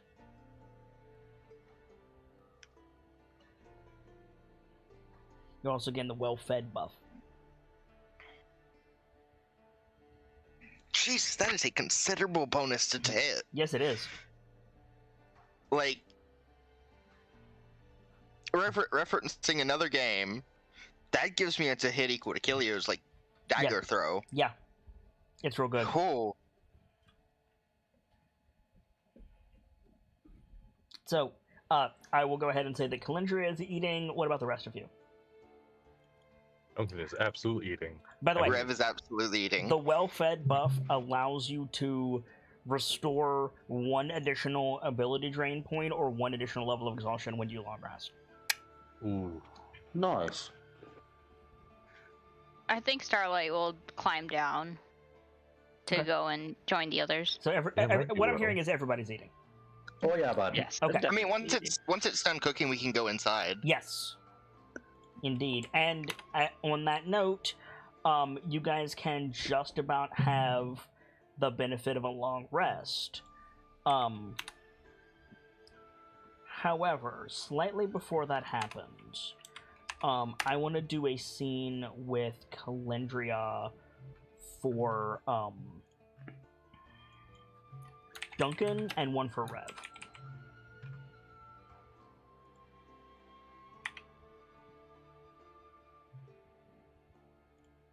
Okay.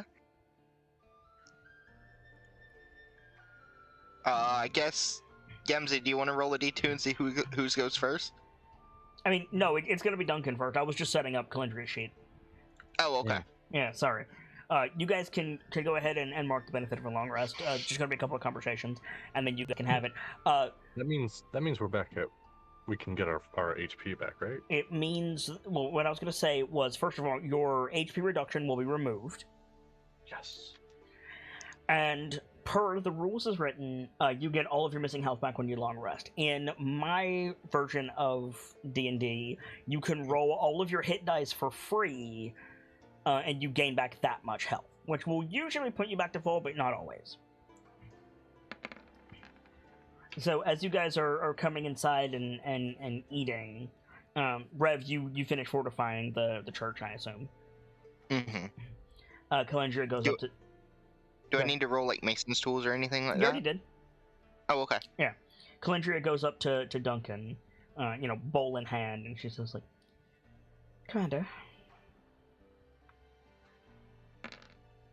What's her? she is technically a sergeant.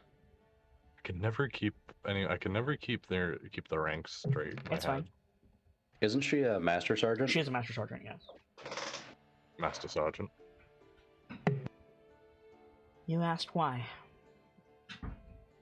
Fear, Commander.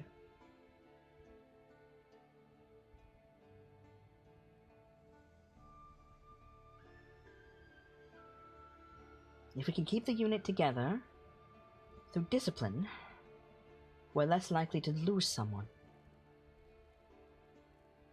I don't need to tell you how much we limped out of that hole.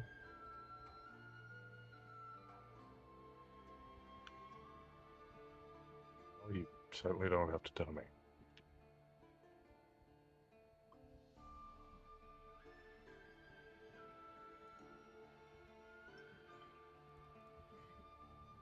Dinky, you can roll all of your hit dice. I know you have another one. I'd already used that on the short rest. Yeah, you get it back for a long rest, and you roll it for free. Oh, gotcha. Yeah. You only wager hit dices on short rest. When you take a long rest, they regenerate, and you get a free roll. Gotcha. Do we remove our HP penalties we got in that That was fight? the first thing I said. Mm, He did say that, so yes, Nightfall, remove the penalty. I don't think Nightfall has one. my mech did. Oh, well, that doesn't get hit dice, so... You have to spend time Nope. fixing it. There were mistakes made by just about all of us, Duncan. Yes, alright, the stress got to me and my anger showed. I won't dispute that, but the reason, the thing that you asked, this would be a very different camp, she gestures around with her bowl, if we had to leave someone down there.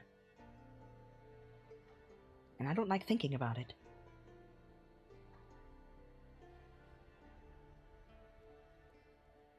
Understand. I do.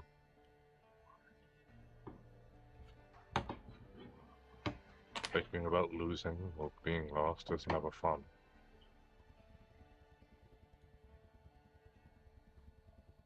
I've lived most of my life in fear of the church I serve. Not just for myself, my family, for harboring me. Trust me, I understand.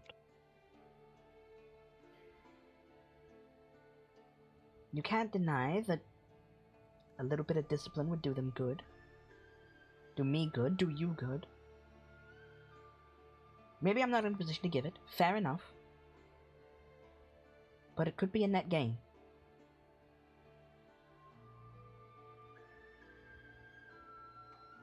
Starlight, don't forget to add your constitution modifier.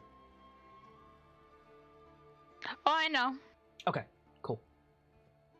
Trust me, I understand and I believe you. But I feel you'll forgive me if I say I don't believe physical violence is the way to do it. Who committed physical violence?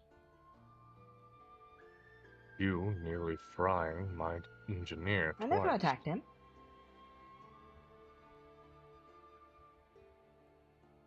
He gives her that look like you threatened him 3 times.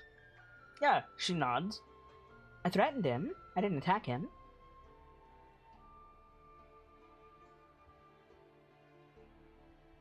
Alright. I shouldn't have had to do that. I outrank him considerably. Yes, Duncan, I know. I shouldn't. I agree with you. But I do.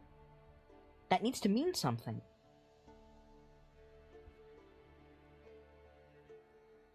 I understand it doesn't seem it, but he does understand that fact.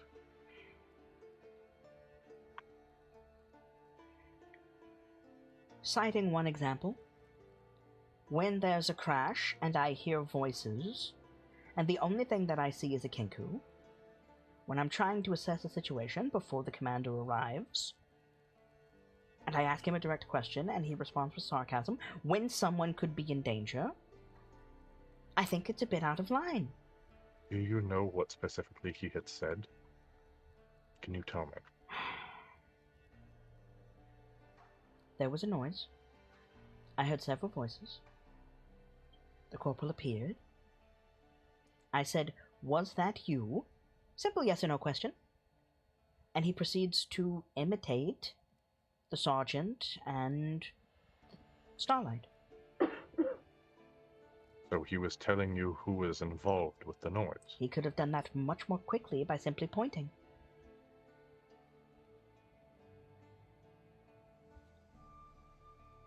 I won't disagree with you. I certainly will not disagree with you.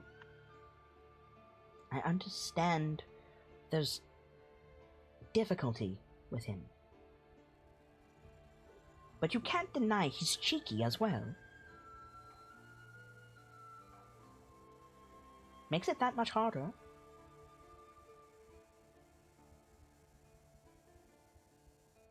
Something I'm curious about before I say anything else. Mm-hmm. How old is Rev? He's an adult. Fair enough. I don't think Rev has a way to communicate that specific number. Also, I'm not sure Rev keeps track. That's not for me to decide.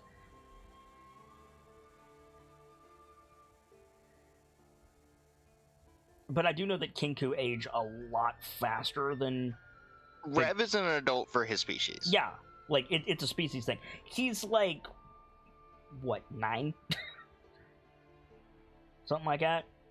Let me see when Kinku's fully mature. They don't live... They only live like 40 years, I think. 60. 60. So I'd say orcs. about 15. Okay. Like, but he's an adult for his species. Reach maturity about 12 years old and can live to 60. Okay.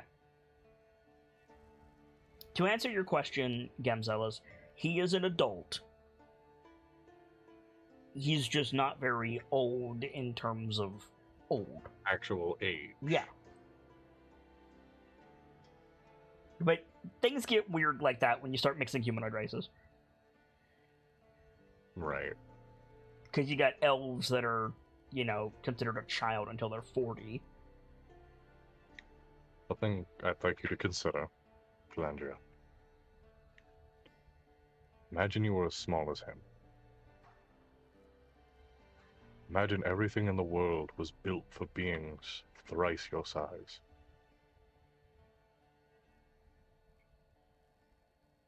Imagine being stepped on in the wrong moment could just be the end of you. And then add humor as your stress response to it all. No one would be terribly happy with you, would they? Can I speak frankly? I have been. Feel free. In town, in Altegard, on leave, fine. And I'll be the first to defend him, you know that. But there's a time and a place.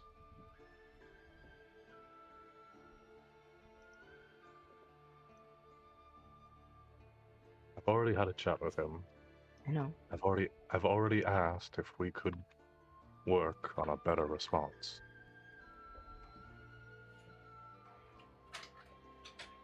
He doesn't need you to make excuses for him, Duncan. His size has nothing to do with his contribution to this unit. Corporal has proved himself. Now he needs to conduct himself. Forgive me. Perhaps my statement wasn't clear. I'm not defending him. I'm giving what I see as a reason why. And I understand there's a very thin difference. But I do still recognize it as a problem. And I am still looking for the method to fix it. Do you deny that you coddle him?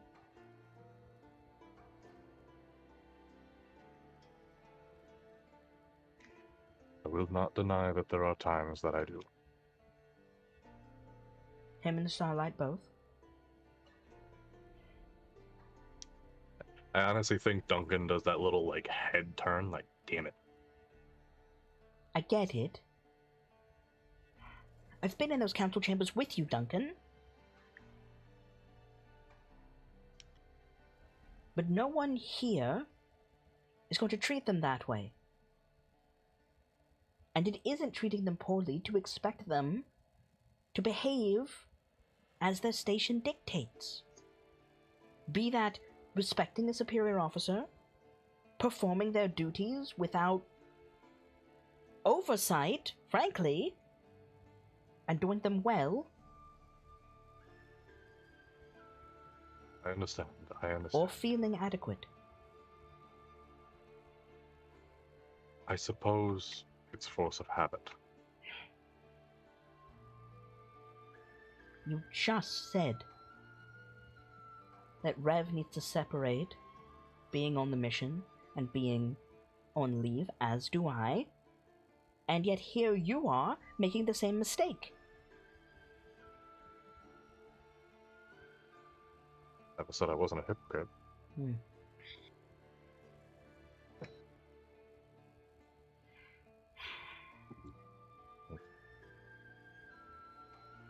That wasn't the point that I wanted to make when I came over here. You didn't deserve the things that I said. Not specifically deserve. I just... Don't want to lose anyone. Come to terms with the fact that these people aren't going to We were turn up. outmaneuvered. By kobolds of all things.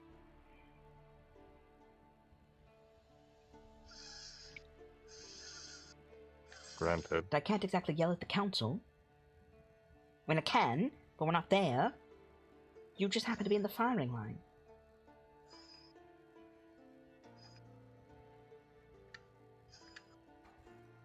Do I stand by what I said? For the most part, yes. But I could have been kinder.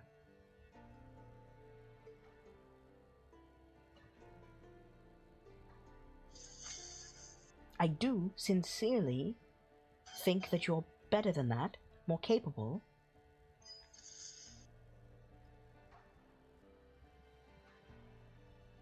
I wouldn't be here if I didn't. To hell with assigned postings. You know that. Yes.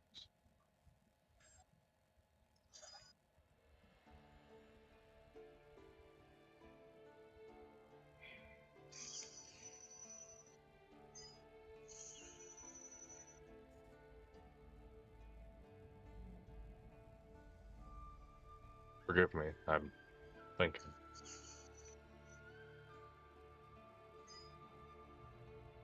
There's a lot to consider with this mission.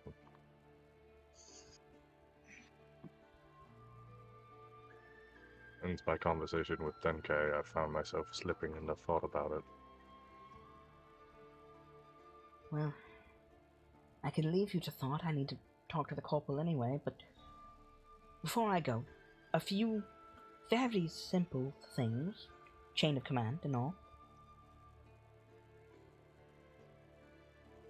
Denke found some things that he wants to submit to the quartermastery. They're useful, Duncan, but they're not ours.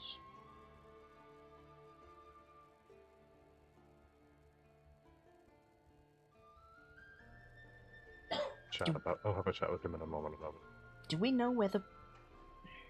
Ooh, I'm really sorry. I think I'm being summoned.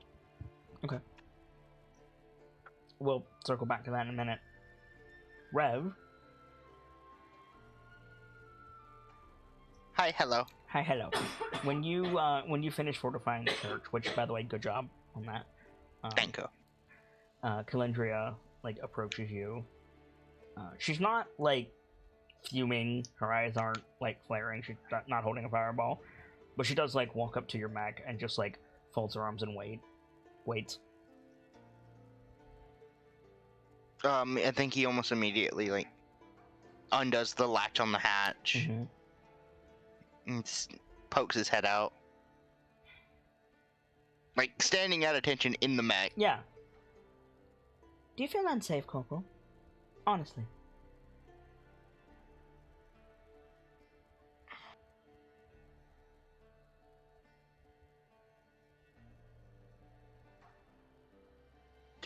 How does he answer this?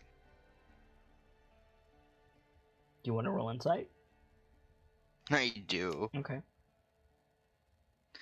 Let me. I'm not proficient, but we shall see. She's not asking about the mission.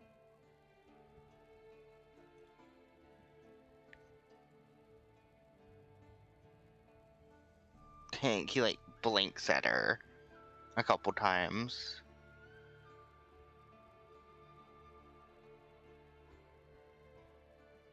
Is it 2 blinks for yes or no?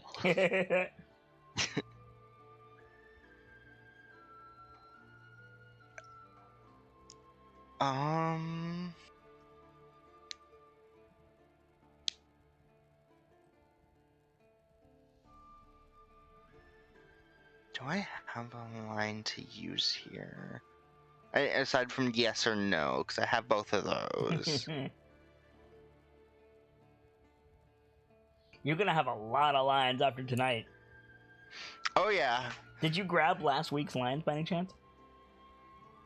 I meant to, but I worked a lot last week. I didn't have a chance So to. you've got 2 VODs to scour. I do. Oof. Welcome to playing a Kenku, son. Yeah. It's worth it, I'm though. glad they're VODs. Yeah. I'm glad they're VODs. It's absolutely worth it, though. Kenkus are fun.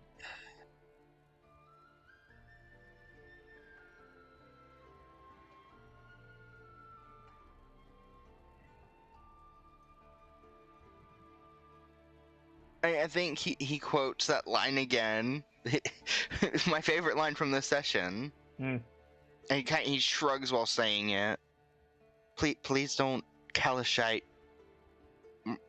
But Kalashite fry my corporal. Yeah. He just kind of shrugs. She sighs.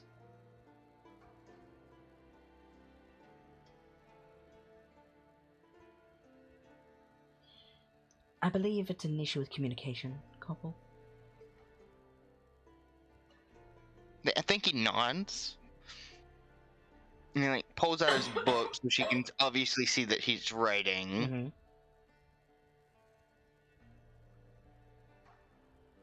And it's like,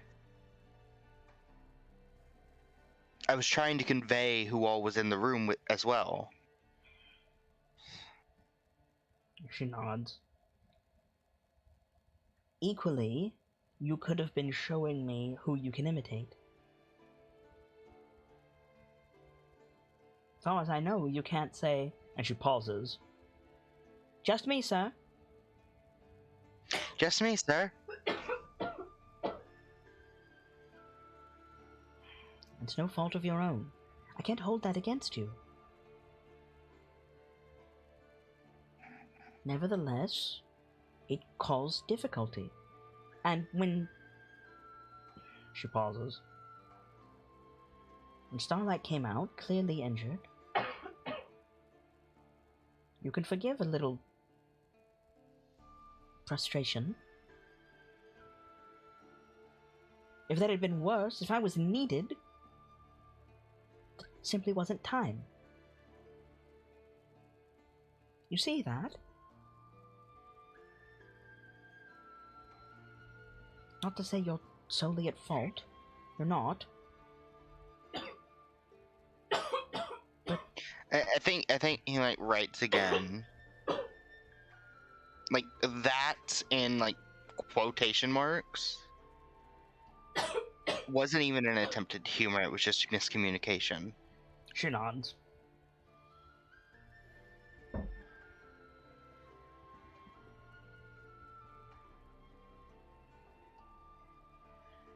We need to get better about that, you and I.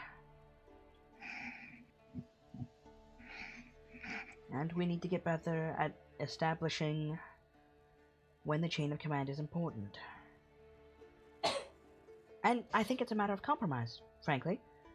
To you, I dare say the chain of command is less important here. And she like gestures around the church. At camp, when things are relatively quiet, you don't have any issue listening to orders down in the ruins. For me, the chain of command is important until we're back in Eltero. He nods, like, understanding. Agreeing and understanding. Again, learning experience.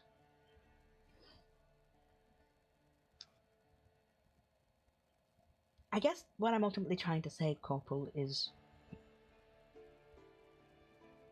you're a valued member of this team.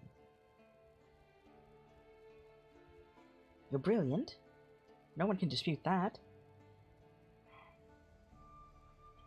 You're capable.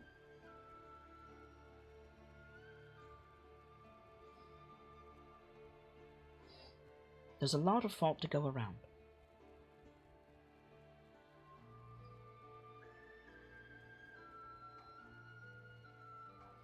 We're in a bad situation.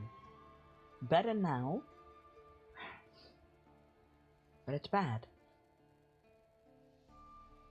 We'll be lucky if the only thing that suffers is our reputation. He pauses for a moment. He writes in his book again. Now that you're calmer,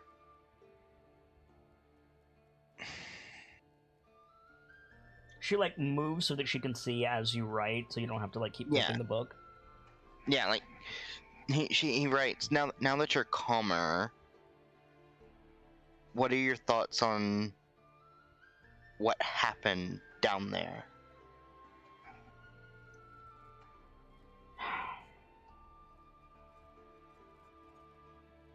The easy answer is Duncan screwed up. But I don't think that's really the size of it. And I don't think you do either.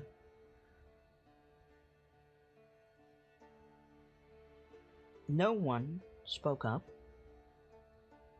when Duncan gave the order to move.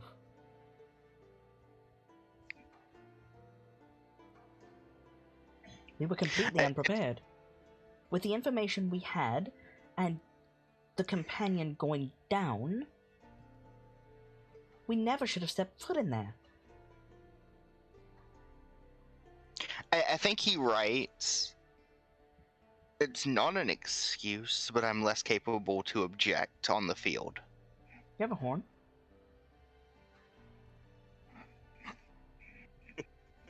He opens his mouth. Like he's about to make the horn noise and then thinks for a moment. Calendria, like, lifts her shoulders a little bit. Right. Repeat after me. Wait!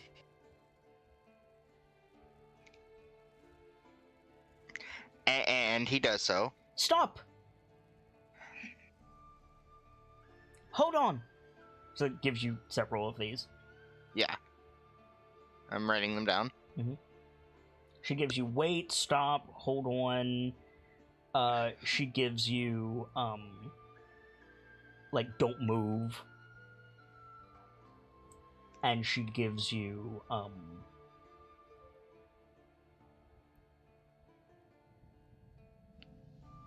freeze.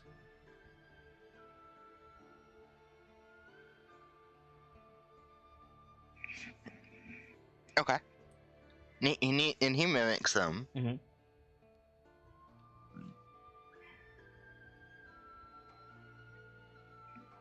You're right, though. You didn't at the time. Nevertheless, no one said anything. We went in together, and we got ambushed together. He writes, we got out together. Barely. But we did, he writes.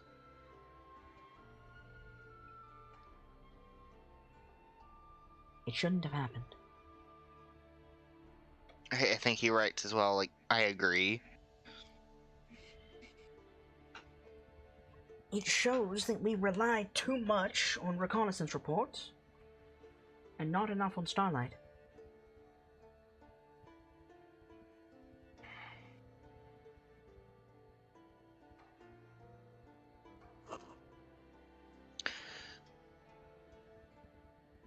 I think he writes. Star's been lost in her own head a lot lately. I agree. I wanted to ask you about that. I know you're not any more of an expert than I am, but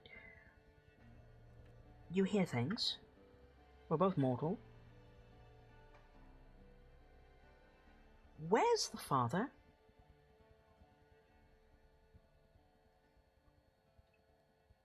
I understand Starlight is something of an apostle, if you will. He nods. But here we are.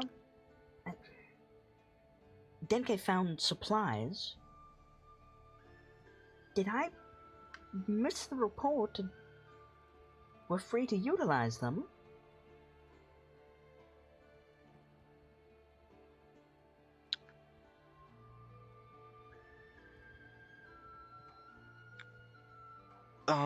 I think he writes. I heard Star and Denke talking.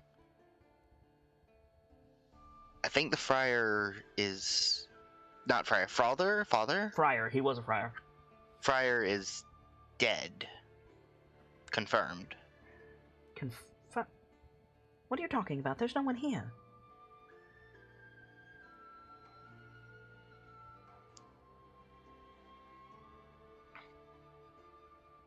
He like gets Tordek's attention.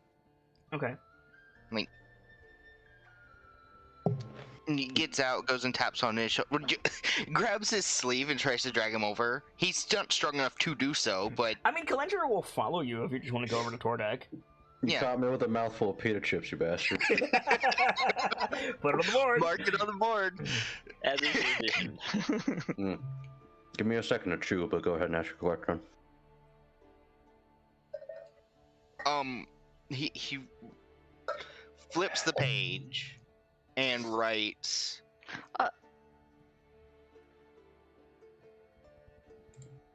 Didn't you confirm the friar's death? Oh, aye. Star took me to him and I laid him down to rest as best he could. In the ruins? No. Out in the fields. There was a body on the surface. Does Duncan know? I'm fairly certain we reported it back to him. Not told that this was on the field. Just gonna throw that out there.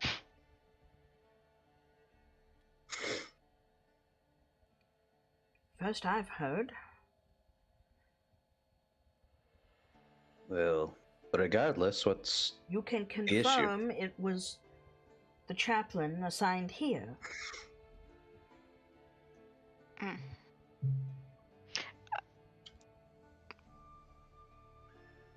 We can confirm he was a holy figure devoted to Shantea. And, well, what is this church devoted to?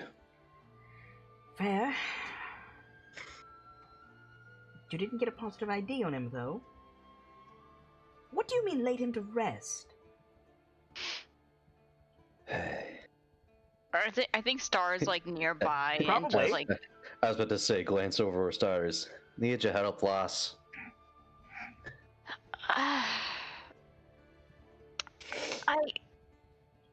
when I went ahead of the group to go and investigate the town before you all arrived, I had followed a trail to the little group of trees, and there I found the friar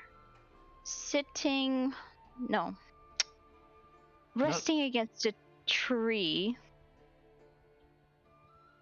And as I got closer, that is where the bite came from.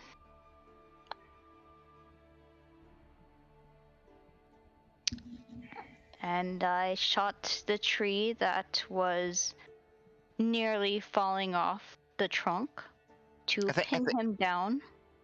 I think Rev points to the the symbol that Denke put back on the pedestal. Mm-hmm.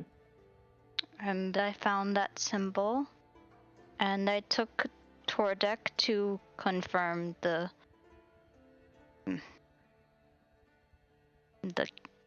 death. I think she just looks down. And when I got there, well, Star had done the best she could, but we needed a little bit of Torm's magic to put him down for good. Alright, well done. Does Duncan know? I think Star nods. Yes. Can you confirm his identity? From the evidence that I've found of everything in this church and how far away the body was, I'm gonna make this easy for you. There was a picture of him, a painting of him in the office. I was about to say. Like, and then she like looks at the room, and there was also a painting in the room. Same man? So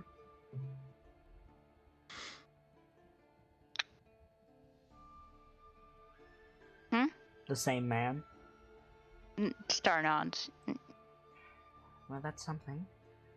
Oh, well, not much, but it's something.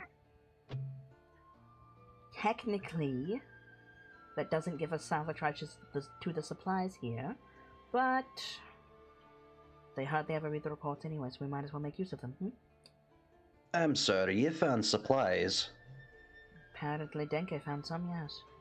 And that bag, which, that's a different matter. I understand that Duncan wants to use it for the portal, and that's fine, but afterwards, technically, we need to hand it over to the riders.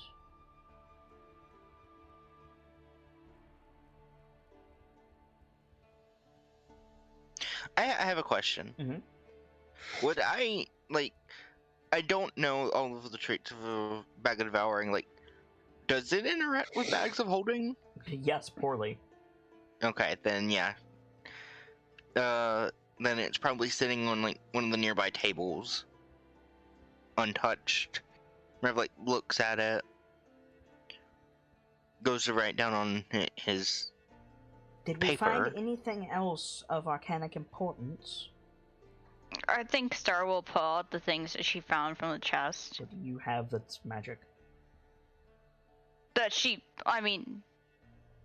doesn't know if it's magic, but she's gonna pull it out for Calendria anyway. Okay. Let me see if Landria has detect magic. She should.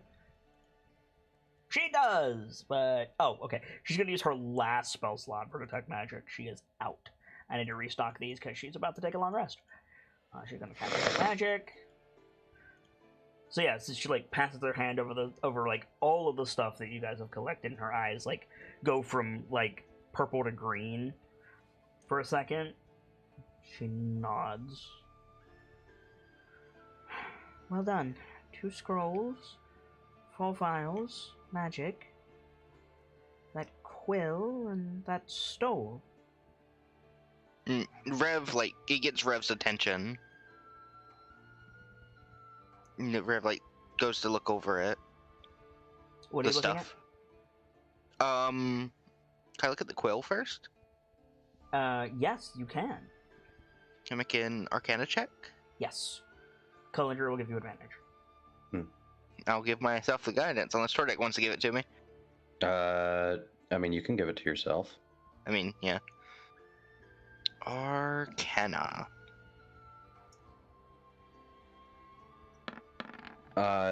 Just a note while she had detect magic up here. Oh. Cracked again. Give it a second, and I'll need you to repeat that, Tordek, when I get back. Nobody can hear you right now, but you guys should still be able to hear me. The recording should be able to hear me, and the people in the call should be able to hear me, but the people on the recording cannot hear the people in the call. So, give it a second. Hopefully it will come right back. Heckin' is all I have to say in that regard. Doot, doot, doot. Also, I did get a ping backstage that reminded me that detect magic is a ritual, so that's a useful thing that we don't need to worry about too much.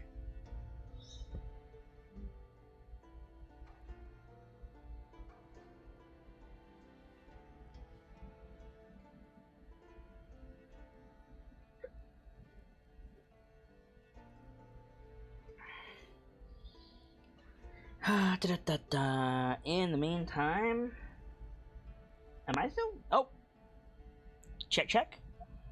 Hello. Hi guys. Check. So, Hi guys. Hello. What were you gonna say, Tordek? You were going to say something and it cut. Yeah, I said when Calendria got the detect magic going, he would have pulled out the mace he got from Father Finley. And the mace is not magical. Okay. The diamond. I gotta make sure. Yeah, the diamond is also not magical. So with a 23, well done, Rev. Damn. Thank you. By the way, this is a roll per item. Yes. You have the 2 scrolls, the 4 vials. Each scroll counts as 1. The 4 vials count as 1 total. The quill, the stole, and I missed one, and I'm a dingus. The basin is also magic. The porcelain basin. Okay. So that 23, what do you want it to be for?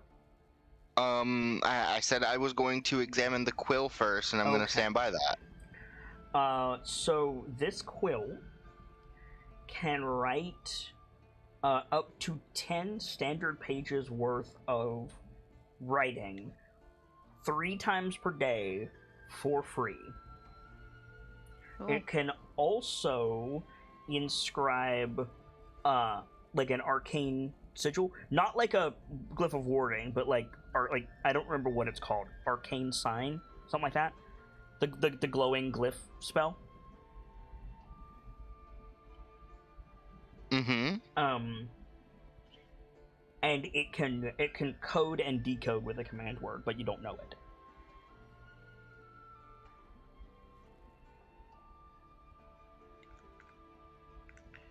It's a quill of guile. Ooh.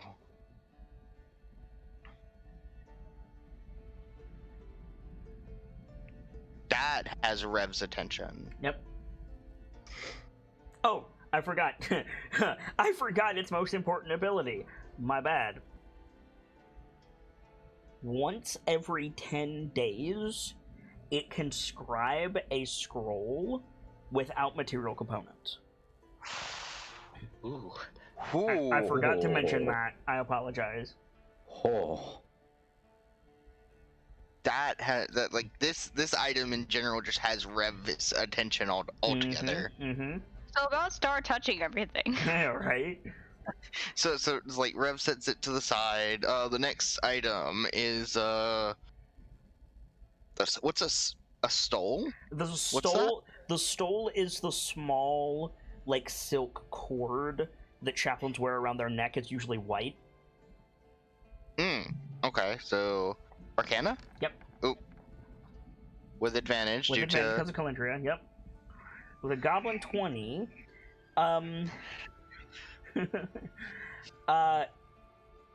this is a blessed stole. By itself, it allows you to cast Bless once per day, and has the effect of Endure Elements on it. that is ooh, okay. If used in conjunction with other holy artifacts, it increases the potency of what they do by 1. That's really good. Yep. He'll set that to the side. What's the other items? You said a couple vials? I'm sorry, I was looking at the wrong thing. It's not Bless once per day, it's Ceremony once per day. Ceremony once per day. That's still pretty good. Yeah, sorry. Ceremony's just used for different things. I was looking at the wrong item. Yeah. Okay. So It does still do the potency thing, though.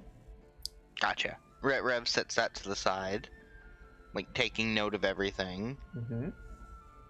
What's the next? What other items are there? There's the There's vials. the 4 two vials, the scrolls. 2 scrolls, the basin, and I did forget another one. The silver medallion. Okay, we'll do the basin, then the silver medallion, and then we'll do the vials and scrolls. Okay. Roll that arcana for the basin.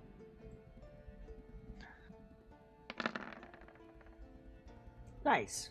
This is a blessed, just like a blessed porcelain basin. It's got its own like blessing spell on it, and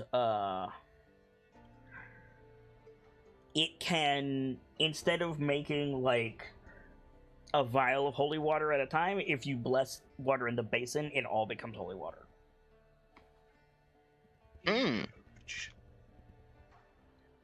Taking note of that. It's the thing that sets out in front of like Catholic churches. Gotcha. Yeah. Oh. That's a big So the next item is the medallion. medallion. Mm-hmm. Yeah, this is a blessed symbol of Shantea, and this can cast blesses once per day. It also counts as a cleric's holy symbol. Gotcha. Cleric or paladin. I'll set that to the side as well. Mm-hmm. He's taking the same amount of time over it, even if we just like Yeah, I understand. yeah. And now the vials. 4 Arcana checks, or just one? Just one. It's still high enough. Holy water. Useful. Yeah. Sets them to the side. And the scrolls. We're gonna look over those scrolls. Mm-hmm. Do I want... He needs a cleric, of course. They're not gonna be trap scrolls. I will open one. Okay. And take a look at contents. Yep, make an arcana check. Yep. The scroll that you're looking at is a scroll of sanctuary.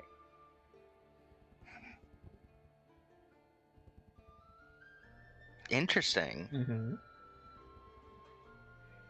Okay. And Sanctuary basically wards an area from hostile action. It's like, this is a different version of Sanctuary. Oh, is that not what Sanctuary does? Sanctuary wards a target from attack until they take aggressive action. I thought that was the spell you use. That is Sanctuary.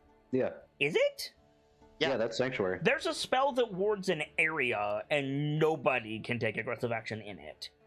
I thought that was Sanctuary. Well, fine. This spell is an area. Whatever. That's what I wanted the spell. That's what I wanted the scroll to do. This scroll like wards an area against hostile action. That's really good. I'm sure we'll find out what spell that is in between sessions. Yeah. I thought that's what Sanctuary did. Maybe that's what Sanctuary did in a previous session, a previous edition. Maybe. Probably. If I have to say this is a modified Sanctuary spell, then this is a modified Sanctuary spell. That's what I wanted the scroll to do. So that sounds good to me. Okay, so the last scroll, Arcana check. Mm-hmm. We'll probably find out from Vader after this VOD goes up. Probably. Probably. Goblin 24. This is a scroll of Revivify. Ooh. Yeah, baby. Lots of useful priestly things. Yeah, is there any issues with the scroll at all? Is it missing anything, or Nope. it's got everything? It's got everything. This man was fucking stacked, bro. I mean, he's been chaplain here for like 30 years. Yeah, Rev like nods and looks over everything, and I think like he takes his book, and I think as he's going, he's jotting things down. Mm-hmm.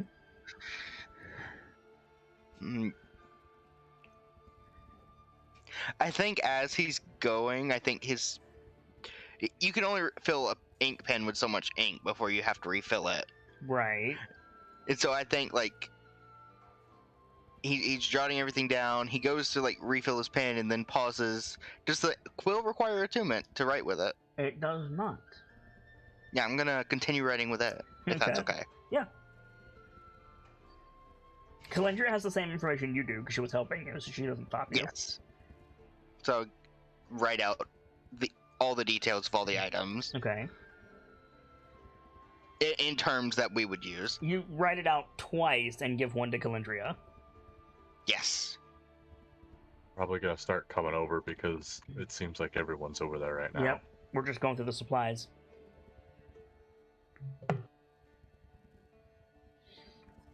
So, yeah, like, Duncan walks over, Calendria holds out the paperwork. She's like, decanter of holy water, blessed sigil, a quill that Rev seems rather taken with. Scroll of Revivify. I understand he was there. He was here for quite a long time. These are quite the supplies he's gathered. Plenty of mundane things as well. Might help myself to one of those bottles of liquor. Denke addresses Calendria and says, "For what it's worth, all the writings and even some of the personal journals we found in the Friars of Fats seem to indicate he was a very giving man, and even set aside personal belongings specifically for the consolation of those in need. It may be a technicality, but I feel that it would be appropriate to pass on what little he left behind for the good of others, as it seems he intended." As Calendria is picking up a bottle of, like, rye whiskey out of the stack, he says, 4 bottles of 5. What's the council going to care?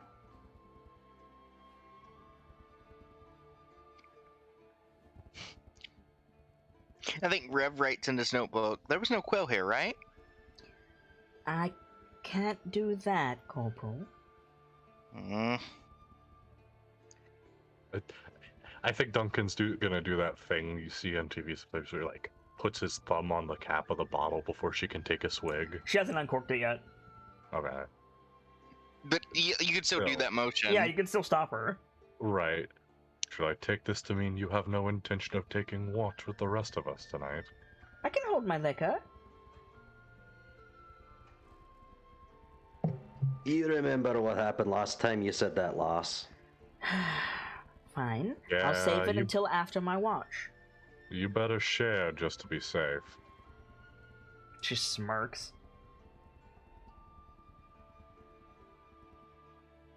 I think you guys want to take a long rest. Hand away. Yeah. You guys want to gain the benefit of a long rest? That's fine. Yes, please. Okay. I need your watch order. Duncan will take first since he's. Okay. Calendria will take second.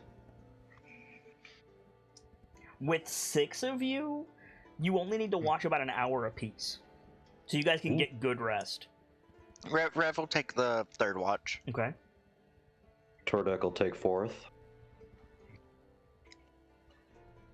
I guess Denke will go 5th. And the star needs to get up early anyway, so. Mm-hmm. Exactly my thinking. Okay. So everybody, I'm gonna skip Calendria. Everybody, roll a d20 and call high or low. Do it one at a time. So Denke. I'll call high.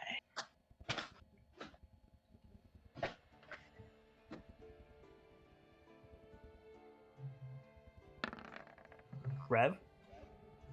I'll call low. Tordek. I will also call low. Starlight.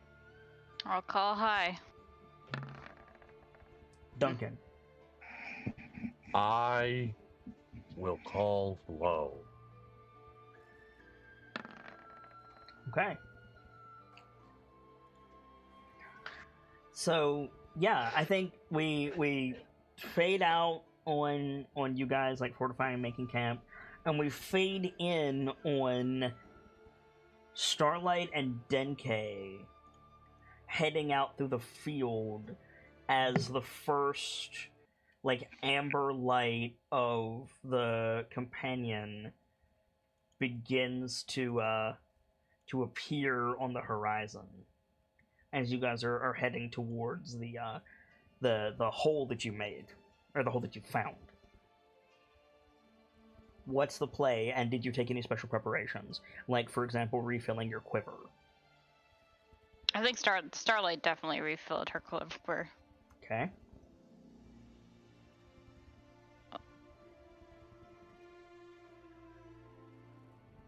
I think Denke would have requisitioned a vial of holy water for each of them, just on the Good plan. off chance they needed it.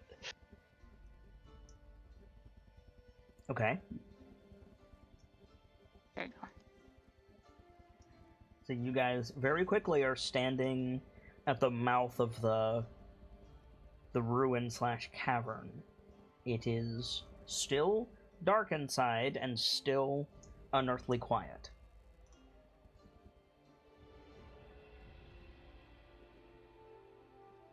Just as it was last night. For better and worse. But we have orders and we have a plan.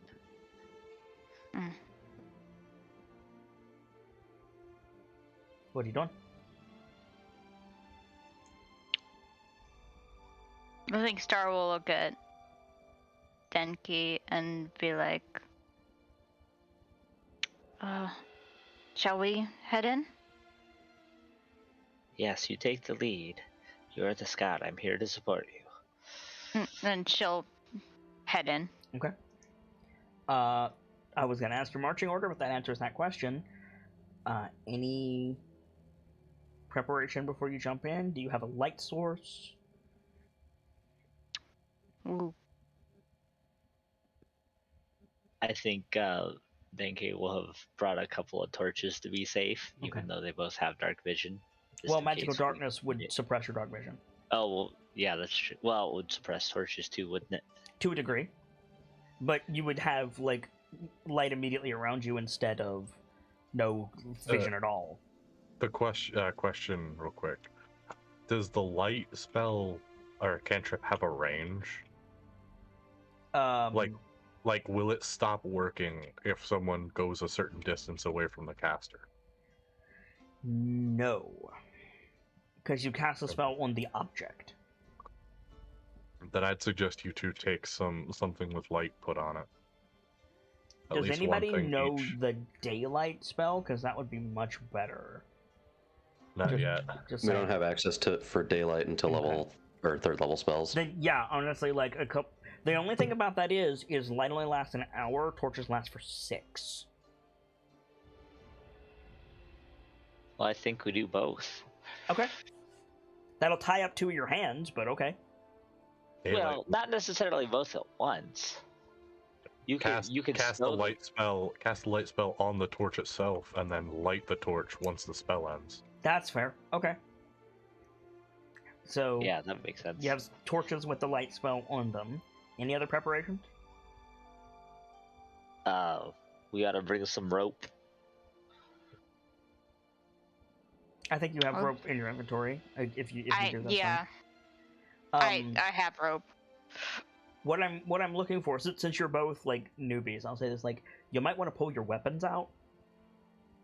I think I Star thought already that was has. a given. That's not a given. Okay. Star. well, An important thing: never assume anything is a given unless the DM says it. Yep. that's fair. I think Star has her rapier out. Okay. As does Denke. So It's a you good guys- plan. You guys slip into the darkness with your light spell torches. That's not going to be confusing at all. And start heading down the stairs as before. It is like heavy and like open, like heavy in that way an open room is heavy. And a lot of random ass music. Anyway, you can hear water dripping faintly off the walls, and yeah, it's near total darkness. Your footsteps echo slightly as you come down the stairs and enter the cavern again. What would you like to do?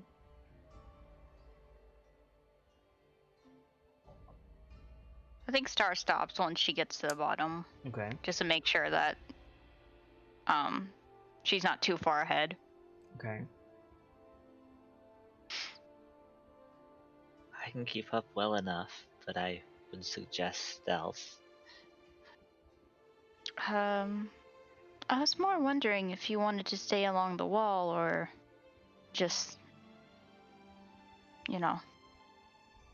I defer to your judgment in this. You've done reconnaissance for countless missions. I trust your judgment. Alright, so I think Star is gonna start being stealthy and just walking. Where?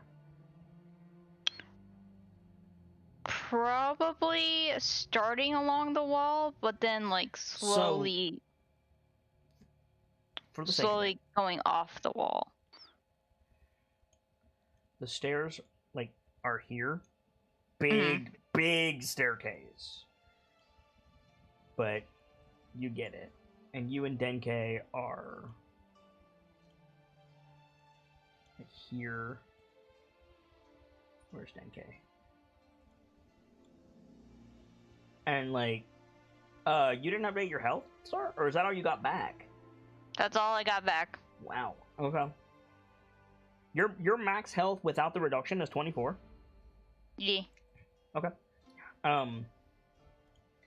Like you could go forward, you could go to either side, you could go around the stairs and go back this way because there's cavern this way.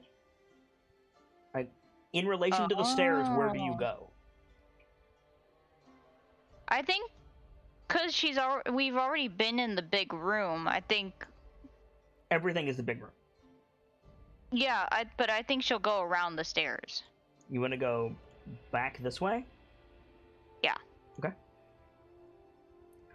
Because that's something that hasn't been make a stealth check, explored you yet. two.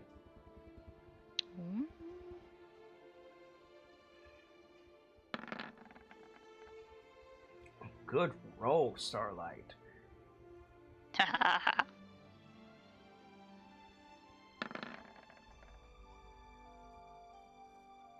Oh, by the way, you all have inspiration, if you didn't already have it.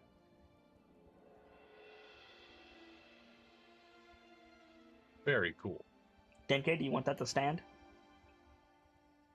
I think I'll use the inspiration on that. Okay. Could I have fed my old inspiration to them before I got the new one? No, because you got it when you woke up. Ah, okay. I just forgot to say it.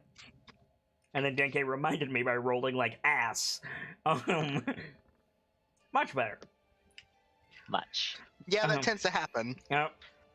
So, as you guys circle around the stairs and head back, Starlight, with your passive perception of infinity, you notice that there's a wall to the cavern back here, pretty much immediately, like 20-30 feet, like from the back of the stairs, a wall. However, there's a portal, not like a magical portal, like a portal was in like a hole in the back of the stairs that goes through the staircase entirely, and there seems to be a T intersection underneath the stairs that then goes into the wall. Oh. That's interesting. Did that make sense to you?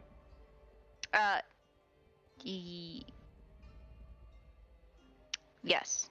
Okay. I think Star stops and points out the doorway. Yeah. Any signs of recent activity? No. Not that I can tell.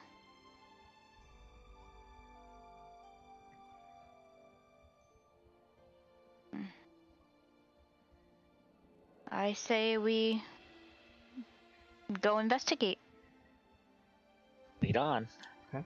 And So- she'll go through the door. So you step into the doorway, and before you can turn to your left and go like through the hallway into the through the wall into the next room, you stop because in the entrance of this doorway there's 5 like how do I explain this? Like silver cords just like laying like over the entryway. Or I guess the exit way, because they're on the inside of the room.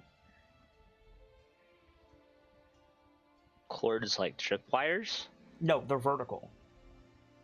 Like, you know how a willow tree grows its leaves in a very specific way? Mm-hmm. Like that, but thinner and silver.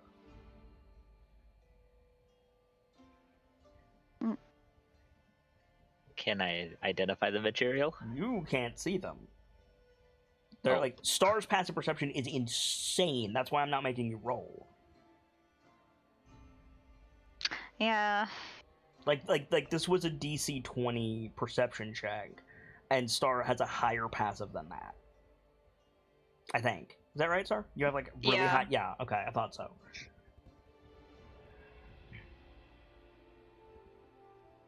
That's the thing about passive skills. If you have above a certain thing, like you don't even have to roll. Is their intention obvious? Like, what are they there for? You're not even sure what they are. They're just like 5 like cords draped over. Like obviously there's like a ledge. Like if you go inside the room, turn around and look, there will be a ledge, like a lip above the doorway. These threads are attached to that and then hanging down in front of the doorway. They could be like really weird tendrils of some creature. They could be wires of unknown providence. They could be an illusion. They could be really fucked up moss. I think Star stops and like looks around the room. Oh, well, you misunderstand. You have to pass the threads to go into the room. You're in the Oh. hallway under the stairs still. Oh. You would have walked right through them, but your passive perception is stupid. So she stops before she heads into the room. You stopped and- NK? Yeah, I think Okay. she stops him as well. What is it? I'm not quite sure about these silver strands along this door. Even with Starlight pointing them out to you, Denke, they are so hard to see. They're just these 5, like, silvery, ethereal threads. They move with your breath, even though you're, like, 10 feet away. They're gossamer thin.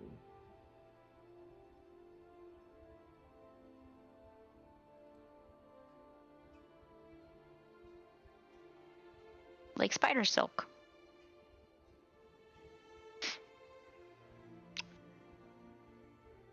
What do you do?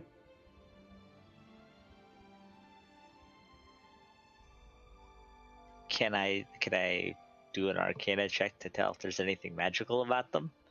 You certainly can, but this is actually a religion check. A what check? I'm sorry. Religion. Religion check. Religion or nature, whichever one you feel is higher. I'm gonna do a nature check. Okay. Good roll, Starlight. Yeah. Good roll, Denke. So Starlight, for your 17 nature, is it fair that Starlight says what Wolfie said, like spider silk?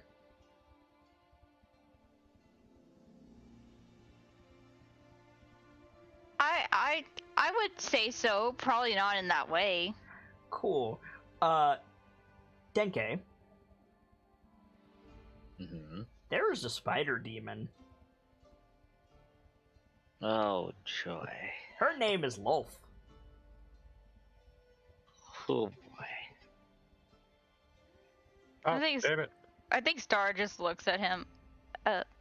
Something wrong?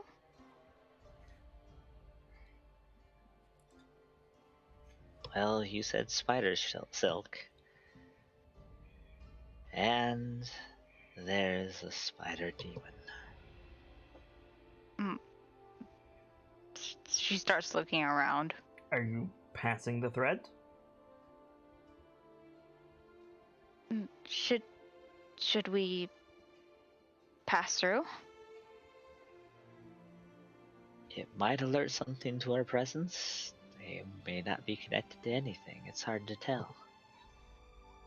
Mm. It might be more prudent to see if we can find a way around.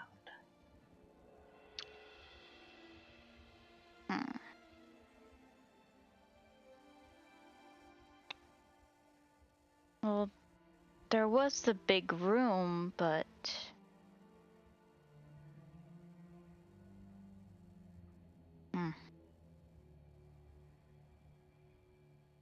Well, I suppose it's a calculated risk. We know we're fairly close to the way out.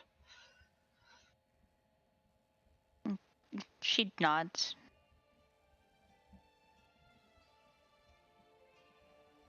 And this at least means something has been here, something that we do not yet know about.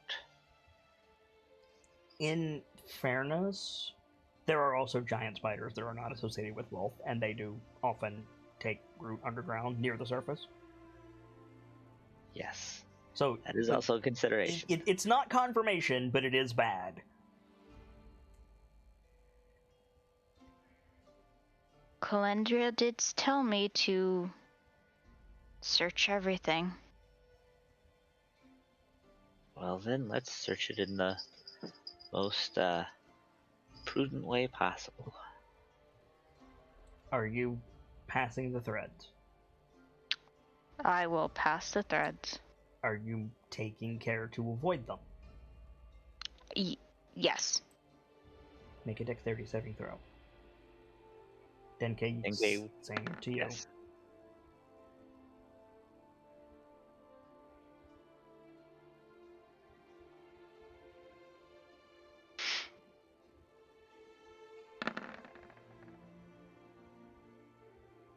Okay. You step around the threads as best you can. I think one of them, like, Denke breathes more heavily than Star does, just because human versus Tabaxi. I know you're not full human, Denke, but still.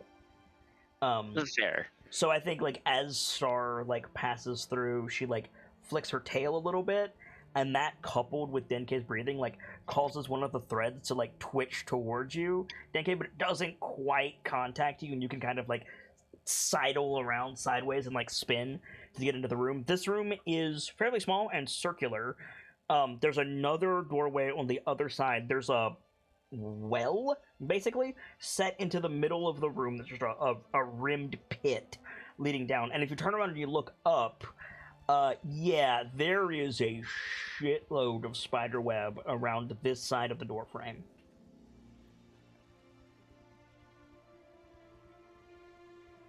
Is it just random spider web, or does it look like it's serving a particular purpose? Just seems random.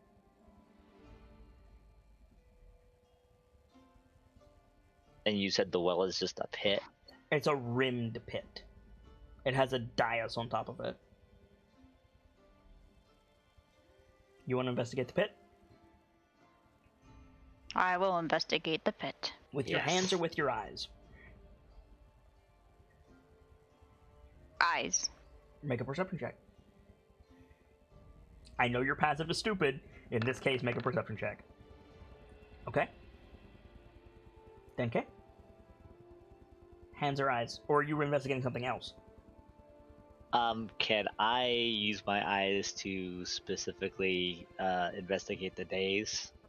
There's nothing to investigate. Eyes. It's just a rim around the pit. Oh, okay. Yeah. Then I'll just look at the pit. You want to give Star advantage? Yes, I will do that. Okay. Yeah, it's a good thing you guys didn't touch it. It is covered in spider webs, and if you like carefully lean and look over into the pit, the entire pit is just full of these like thicker intertwined like silver threads. It looks like the inside of a bike wheel, basically. Oh gosh. And it goes down, and then magical darkness swallows it up again.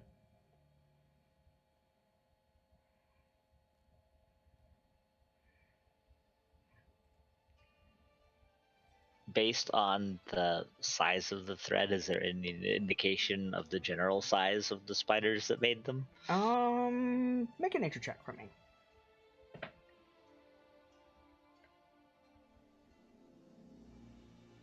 Whatever they are, they probably have a lot.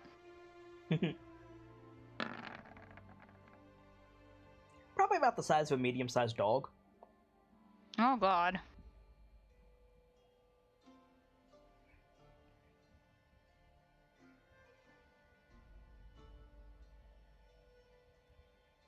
Best not to tarry then. Let's continue moving with caution. Okay, where are you heading? To the other Other door? Okay. Yeah. Heads out into a hallway. Ubiquitous spider webs are now all around you and getting thicker as you go. You're able to step around the like wispy ones or the taut ones held in place, but there's spider webs in contact with the floor, and soon the floor is more or less completely covered in them. You can't really avoid stepping on these, but they don't seem the type that would alert to your presence unless by supernatural means. You begin to see hallways and galleries of seemingly elvish design completely overtaken by these spider webs, and you begin to see thicker hanging superstructures of spider webs as you go. It is not a maze. You could probably find your way back as long as you weren't, accosted or otherwise the area stayed as it should. You could probably find your way out, but labyrinthine is a good descriptor in the sense that it is a big place with a lot of spider webs. No spiders. I mean, you see a shitload of tiny, like, normal spiders, but you don't see any of the terrier-sized spiders. And there's nothing in any of these webs. Not that we yet. can see. Now, one clarification, when you say elvish design, is that elvish as an actual elvish, or elvish as the colloquial, it's not human, so it's elvish? It appears to be elvish. Okay, just making sure. Yeah, no, that's completely fair. I'd give you more information, but Tordek's not with you. Well, that's fair. Well, What are you looking for in specific? Or is there a specific, like, method to your searching? Either of these will allow me to change the variables and give more to the scene.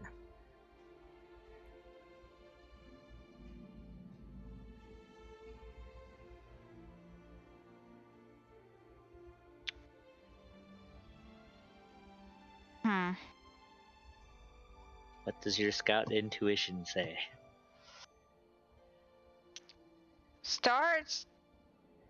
Star is looking for, like, any other danger, but also looking at the ruins, trying to figure out if those are the ones that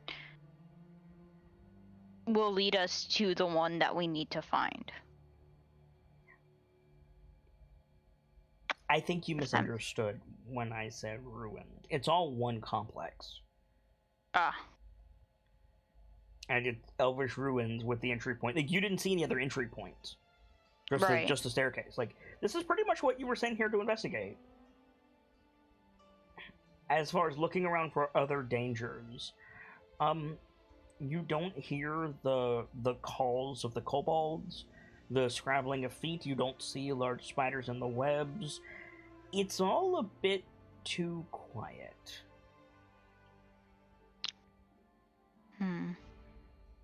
But so far so good on like avoiding nasty things.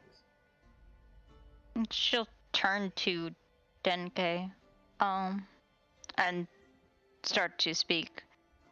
Don't you feel it's a bit too quiet? I haven't heard any kobolds or any scrambling of feet or anything. It's eerie.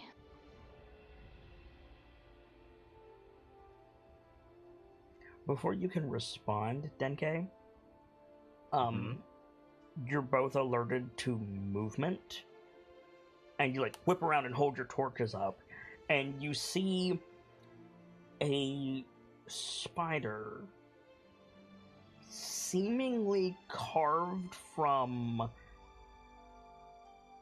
like stone, not stone in like it's a statue, it's gonna be hard to kill, but like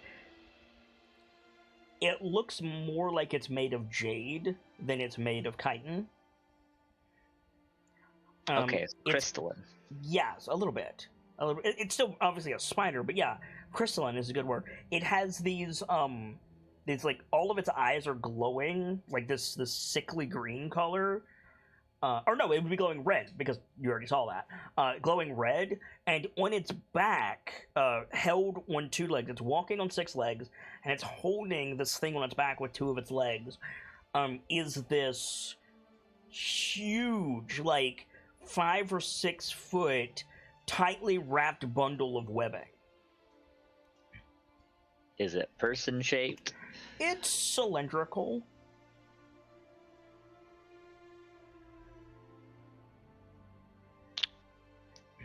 Does it And seem it's like just like pathing from it's like a drone. It's passing from like one doorway to another in front of you.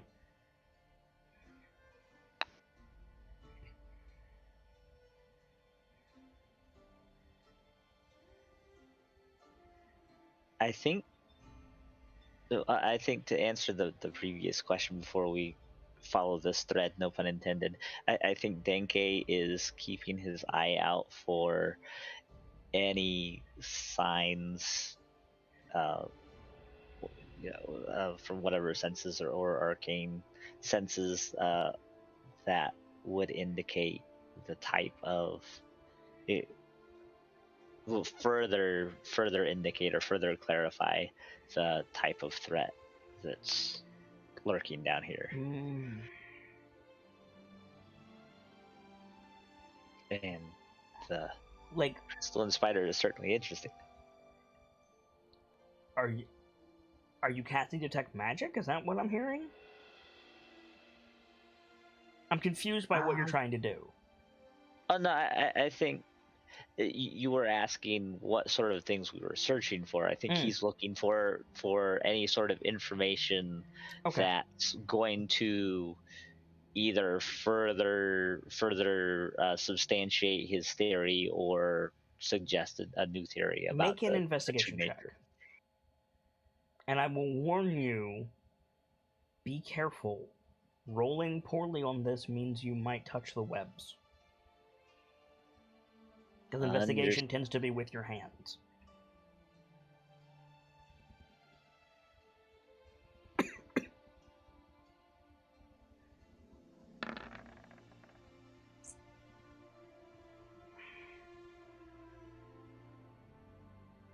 I'm sorry, Denke. Would you like to use an inspiration or reroll? Yeah, like we all jumped for that shit. Right. Yeah, I think I will take a reroll. Okay. Cookie, you open up first, so. Yep, take mine. I was scrambling for my unmute button. Damn, honestly.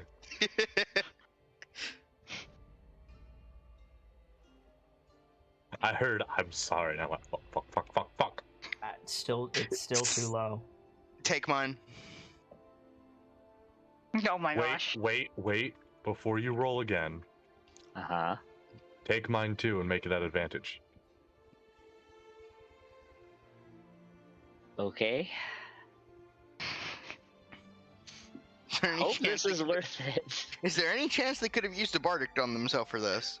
Not for the first one. Maybe for the second one, but even then, it's I don't think I can use the bardic on myself at this point. not yet. That's Yeah, technically yeah. true. But you can make that check again with advantage with 2 of your teammates' inspirations. For some reason, using bardics on yourself is a Sockham special ability. Okay, better. You find some very interesting things, Denke. You are a learned man. You know the importance of memory to elves, of capturing things in ways that will last.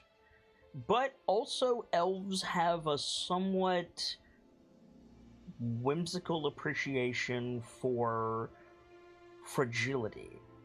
So you'll find a lot of like amphoras and urns that tell stories, or tapestries without a protective casing over them, paintings in an open frame, etc.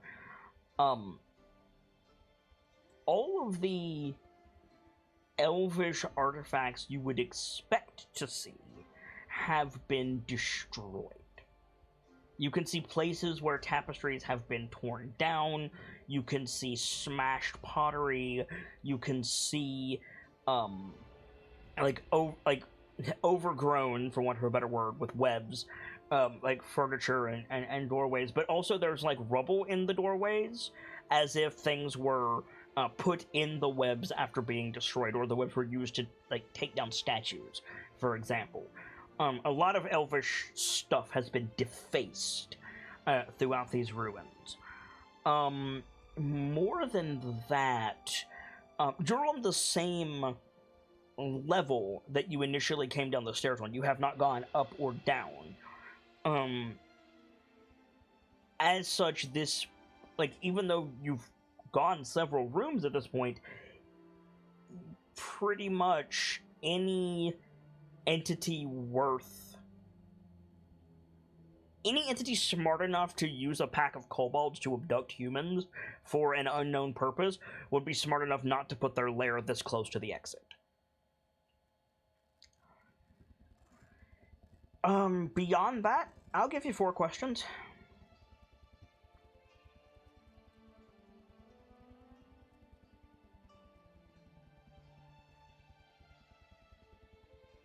And while you're thinking of those questions, Starlight, what are you doing with the drone, if anything? Probably keeping a close eye on it. I mean, it's gonna walk away if you don't do anything. It's just gonna leave. Or are you gonna follow it? I think I don't know if she'll follow it, because I think she'll look at Denki and be like, should I follow it? It's the best lead we have so far. She nods. If anything happens, I'll be sure to yell. Reroll your self check. Ooh. And now might be a good time. Oh, too late. Nope. I was gonna say now might be a good time to give yourself advantage, but you already rolled. I have inspiration. You can re-roll if you want. Do you want that to stand?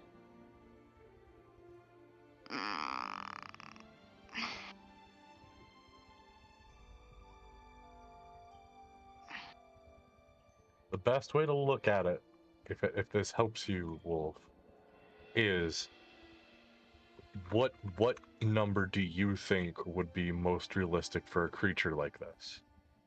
Another good thing to think about before I call whether or not it's a pass or a fail is take the number you rolled, subtract your modifier on that roll, and whatever number you have left, take that out of 20 and think how easy it would be to get better.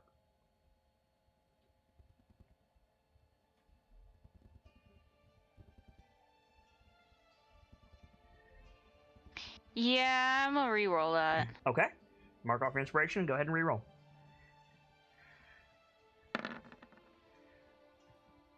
There you go. Good choice. So, Starlight ventures off into the darkness, following this drone.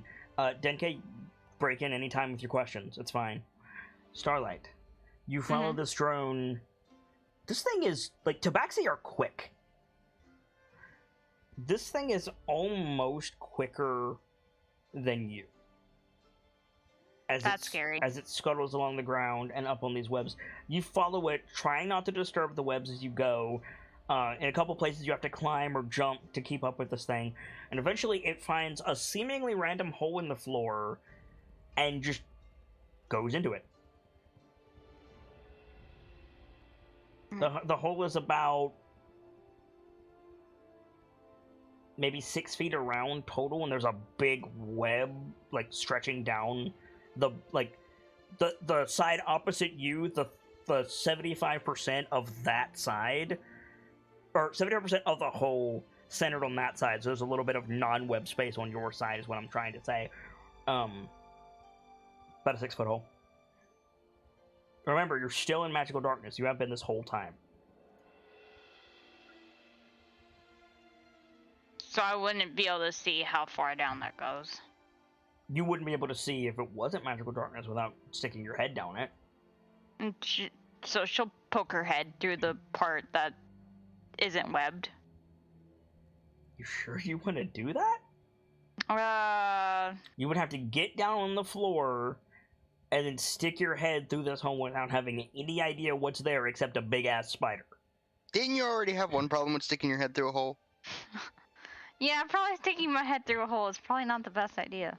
I'm just saying, if you want to do that, that's fine, but, like, think about what you're doing. Oh, so I'm gonna put the torch close to the top and just look down. You see web. The web seems to extend from, like, the back of the hole, and then it makes, like, this shape. You would be looking this way. See what I'm saying? Oh. I have my first question. Go ahead.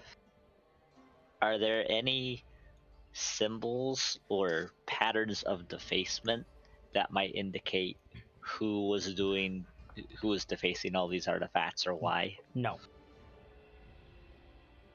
It just looks like wanton destruction.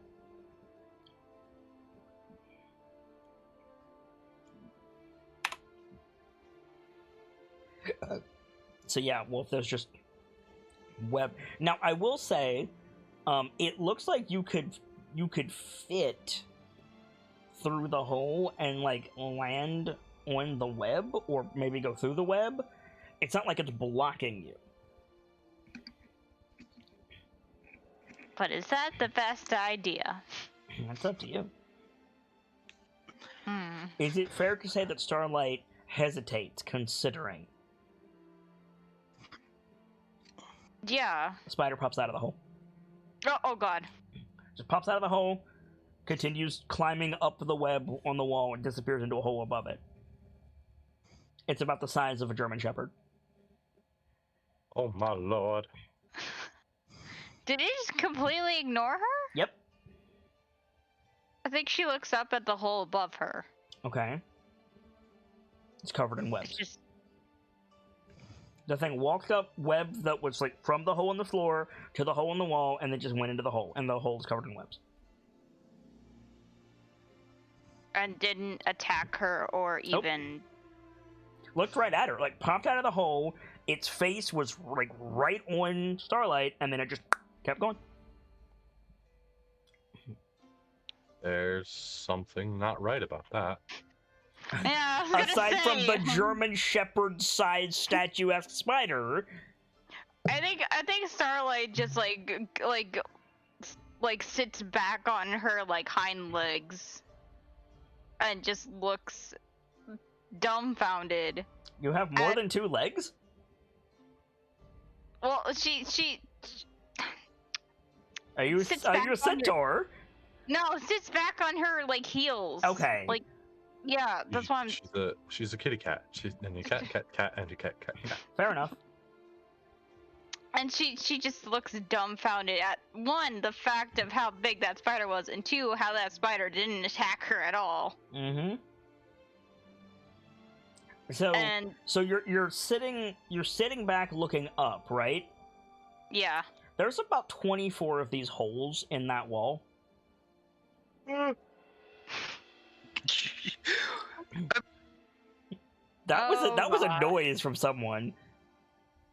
I'm sorry, but that noise Gamsey made. It was Gamsey.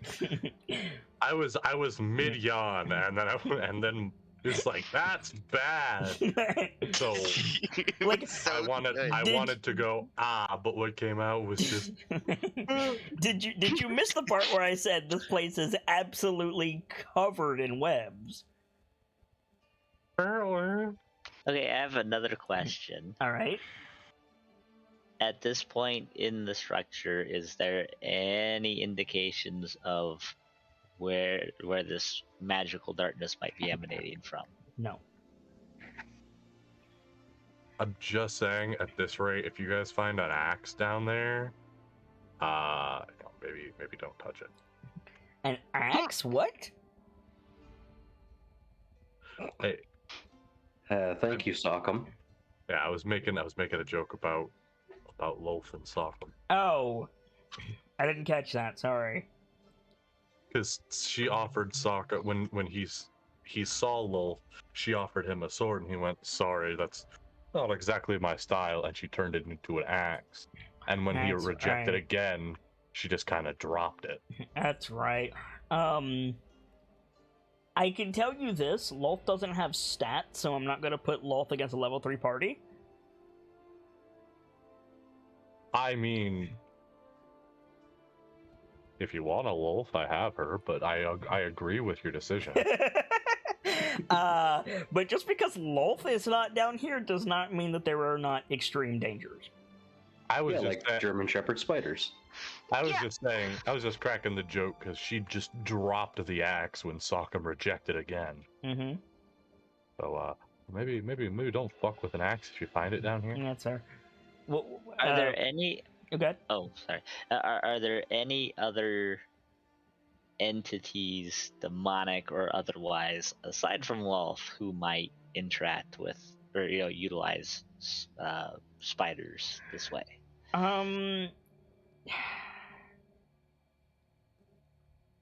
Like, no. Like, she's called the Spider Queen for a reason. Like, I do not mean to sound insulting when I say, like, that's the equivalent of being like, are blue dragons loyal to anyone else? Like, no. It's kind of, she has the market cornered on spider bullshit. In Okay, the that's absolutely most respectful way, that's like... Like, yeah, technically you could argue the Drider King, but, like, Driders are a direct creation of Loth. The so... Drider King. You mean Loth's bitch? That could describe any number of people in the That Underdark. is absolutely fair. What's weird is the presence of the kobolds. Like, that's the Do weird you know how thing. little that narrows it down? Yeah, right. This reeks of Loth bullshit. However, kobold attack dogs not Doesn't exactly fit her. necessarily Loth's MO. Honestly, though, overt spiderweb nonsense like this, maybe 30 feet from the surface, is also not really Loth's MO.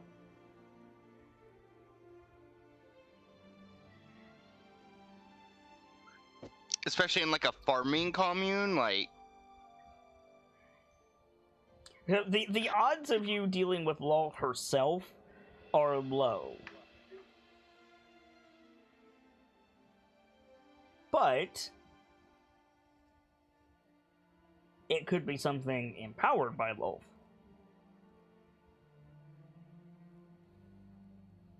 A warlock. Starlight. Oh, okay, I'm trying to figure out how to word this. Mm-hmm.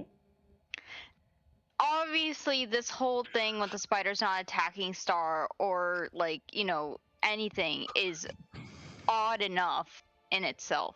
Mm-hmm. Would it be fair to say that Star has dealt with spiders before, so she knows this is an odd occurrence?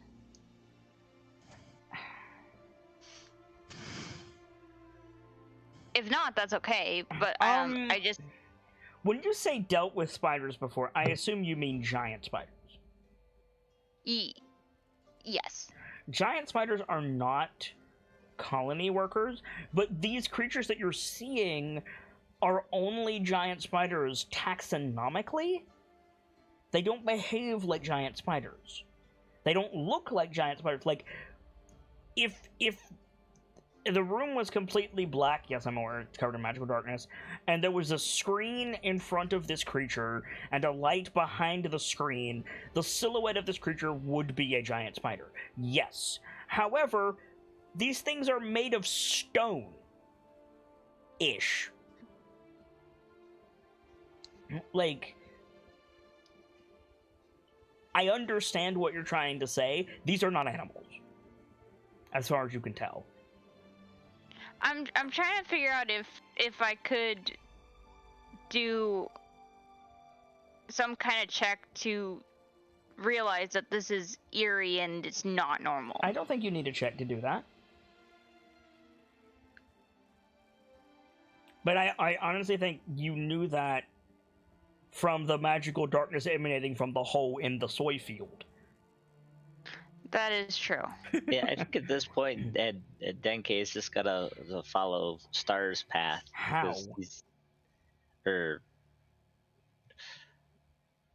Yeah, I guess he didn't see which way she went specifically. You saw where she went out of the room that you're in, but you don't know where she went beyond that. She was chasing a spider. That's fair, and there's still other spiders. Don't Make a survival check with disadvantage. DC 14. What were you gonna say, Wolfie? I was gonna say, don't we have like the earrings of sending? Yeah, you do.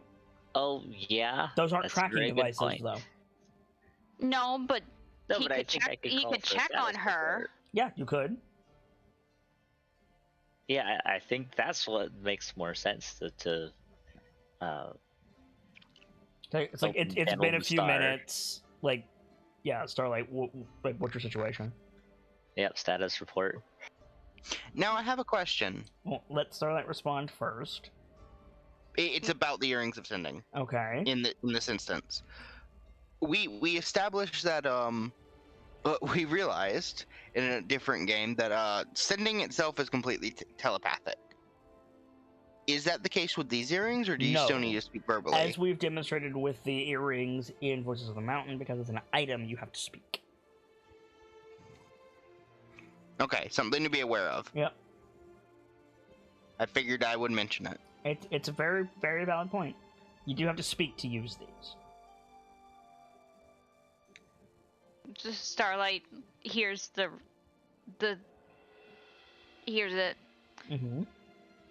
I found multiple holes and a giant German Shepherd-sized spider What's looked a me German right in the Shepherd, eye. Starlight?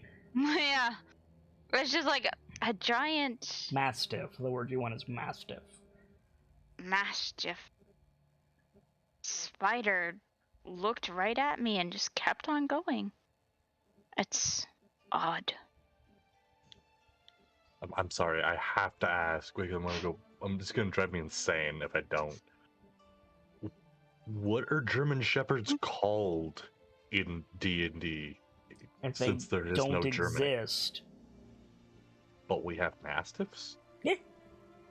Mastiffs are further from wolves than German Shepherds. I didn't say there weren't dogs. but there would not be that specific dog. Yeah, there'd be shepherd dogs, but Yeah. not German shepherds. Exactly. Okay, fair enough. They're huge. Big ass spider thing. Are the holes arranged in any particular pattern? Is the spider following a path? Make an There's- insight check, Starlight. I'm sorry, but big fucking spider. That ignored them and just kept going about its business. So that's an interesting question, Starlight. The holes in the wall are at regular intervals. Like, mathematically exact. Right. Like, this is not literally what they are, but imagine 6-foot hole, and then 2 feet in every direction from that hole is another 6-foot hole. But it's exactly along the wall. That was a very good question. So she'll say that. Okay. How many are there? On the wall that you're staring at and you have not moved from, 24. 24 from the one I'm looking at. If I look around, I'll have to count. You look around, Star, maybe you move a little bit, and you start noticing these holes all in the walls and ceilings of this place. They are fucking everywhere. Denke, you can Make- also start to see them. Like, Star, all you have to do is be like, Lieutenant, look up, and then Denke can see all of them. Lieutenant, look up. Are there any more of those spiders visible now, or is No. it just the one? Not even just the one, it's gone.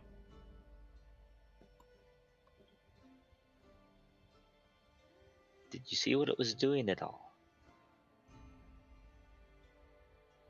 It went down a hole in the floor. Hey, Starlight. Hmm. Your torch goes out. Oh. Oh gosh.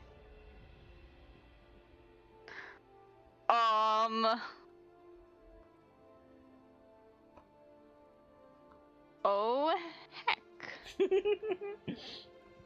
I have a tinderbox. Okay, congratulations.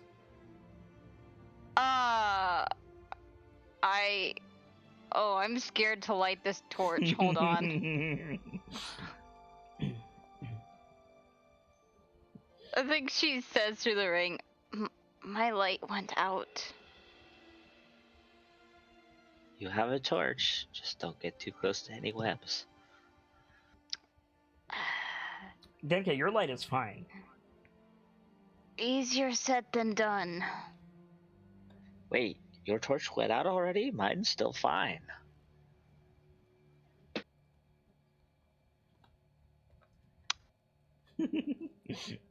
I don't like the sound of that. You don't like the sound of this either. You start to hear clicking.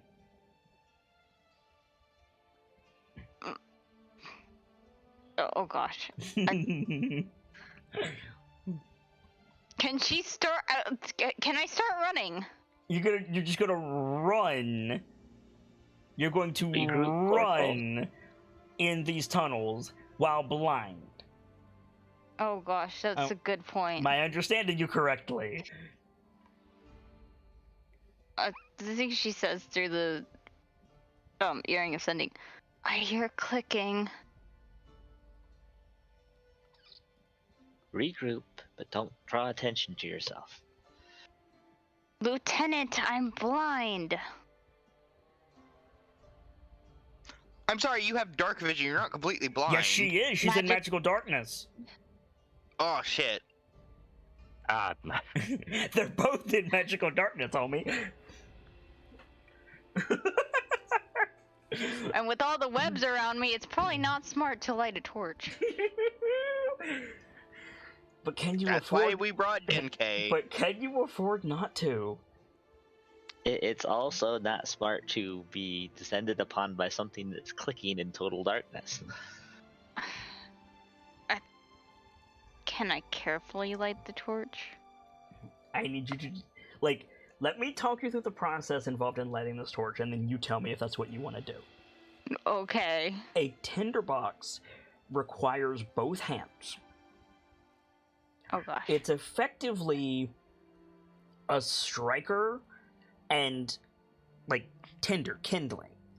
So you like run the striker over the kindling, and it makes a spark, and that spark jumps to whatever it is you're trying to set it on fire, like a pile of wood, or in this case, a torch. You have to set the torch on the floor, go through your pack, take out your tinderbox, crouch on the floor, strike your tinderbox until the torch lights, and then pick up your torch again. You're going to be throwing sparks all over the floor. And this is not a quick process. Yeah. But, right, on the other side of the coin, you are fucking blind.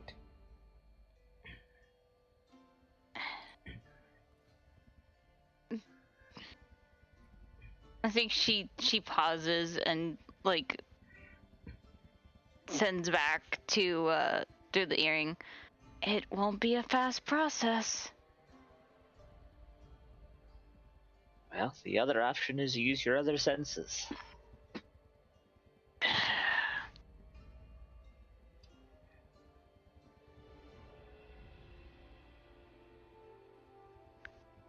The hanging strands that you've been avoiding are almost imperceptible without your eyes. They're almost imperceptible with your eyes.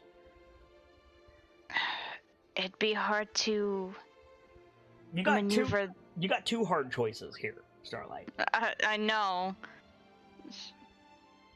With my other senses, it'll be hard to perceive the web. You feel a Well, you've vibration in done the this floor. before. You feel a vibration in the floor. Oh gosh.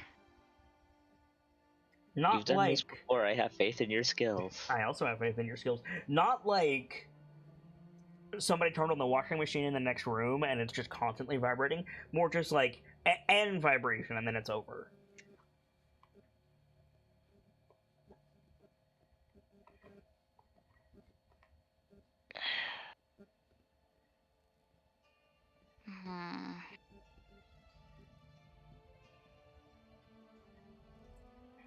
I would like to apologize to any squeamish individuals in the audience for the next 15 minutes, or anybody at the table who is squeamish. We do have our safety tools in the bottom of the screen if you guys need them. Starlight, Yes. can you describe your footwear, please?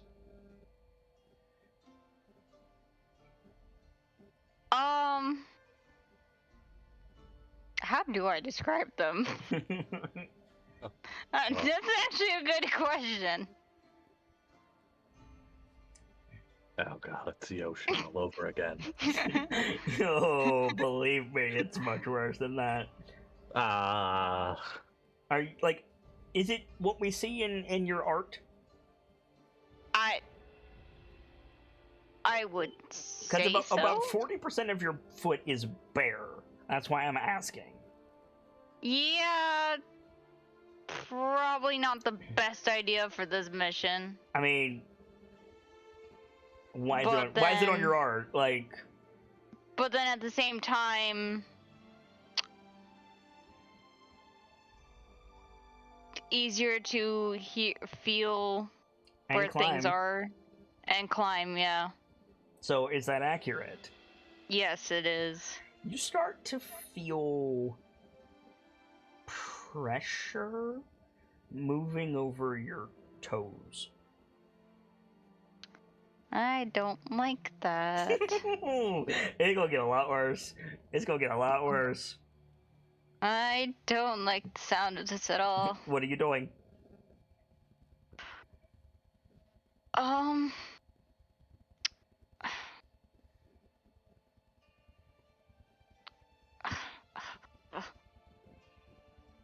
I think Denke can message. Which way did you go? I can try to get to you.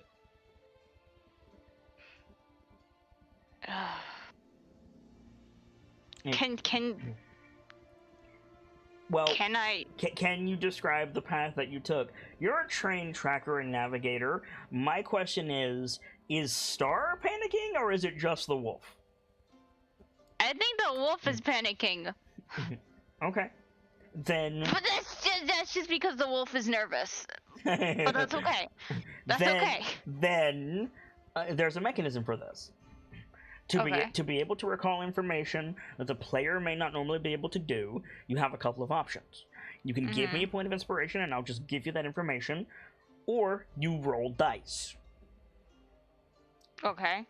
In this case, it would be an intelligence saving throw to guide Dinky to you. DC is 13. Oh, okay. Hey, look at that! Hey! So, yes, you can start giving Denke directions. It's quite a ways. It's like 4 or 5 rooms as you feel the pressure start to move up your legs and continue at your feet.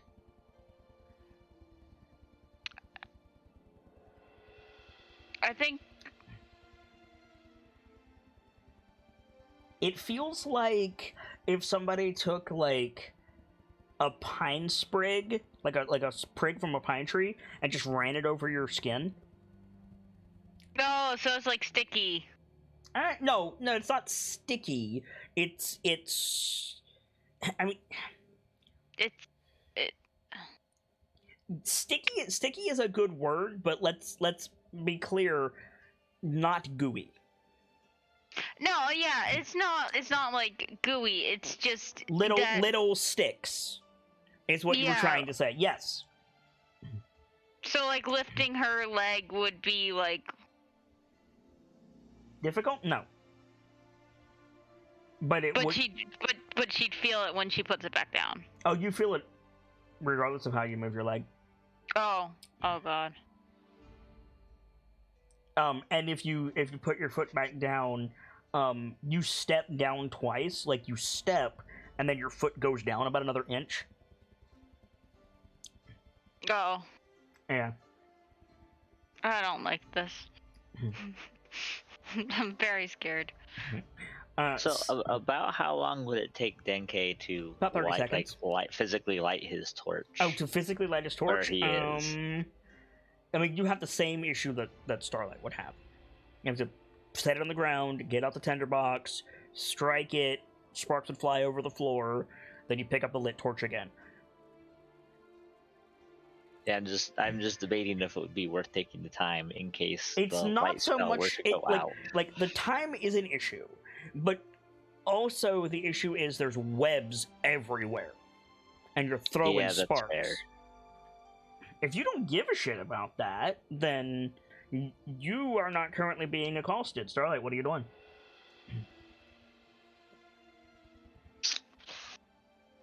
Oh, can my other senses be good enough to help me through this, though? To do what? To try and maneuver my way out. The pressure has gone up your legs. Ooh. How do I get out of this? If you want to navigate in the dark, you can, but it will be almost impossible for you to dodge the hanging webs and the support webs and the stuff that you've been avoiding up to this point. Right. Like, you could still make a dexterity save, and I really hesitate to say things like this because I don't like it as a GM, but you would be rolling at disadvantage, and the DC would be 25. Ugh. Still technically possible. Have you considered just lighting this entire place on fire?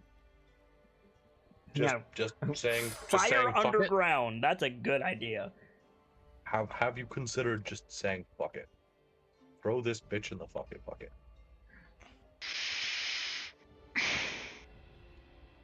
when we still don't know anything about the villagers that were taken. At this point, that's okay. Dempsey is not a happy boy right now. Did you hear the description of what's down here? I think that's okay. I think they would understand. I think they would approve of our decision. Are you lighting the torch, Denke? Yeah, I'm gonna be proactive and light the torch. DC 15 dexterity saving throw. Fail by 10 or more, and you're going to set the room on fire. Oh gosh.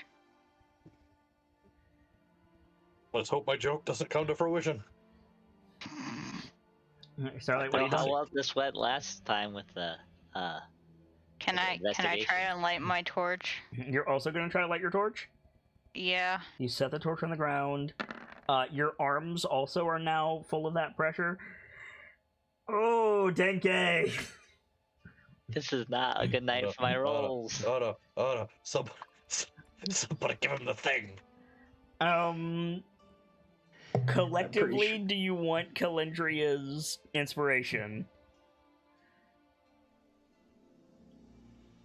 Like, I need to hear from all the Valkyries on this one. Okay, I would say give it to him. Is the roll particularly bad, Squeaky? The way that kid is laughing, I feel like I'm looking at a red number, Cookie. Yeah, take it. Oh, Yeah, oh. give it to him. Give it to him. Give it to him. Give it. Now. Give. Okay, take Calendria's inspiration and reroll. That means you don't have it, Starlight. I really don't want these people dying. I know Okay. what I said, So but you light your torch, Denke. It takes a good minute or so. Starlight, you bend down, and yeah, you feel like the pressure around your arms, going up your arms. You feel like you grab your backpack, start rooting around for it. You pull out your tinderbox. There's like stuff in your backpack. You keep like flicking your hand like you've got like a hair wrapped around your finger. You pull out the tinderbox. Make a dexterity saving throw. Oh gosh. Don't fail me now.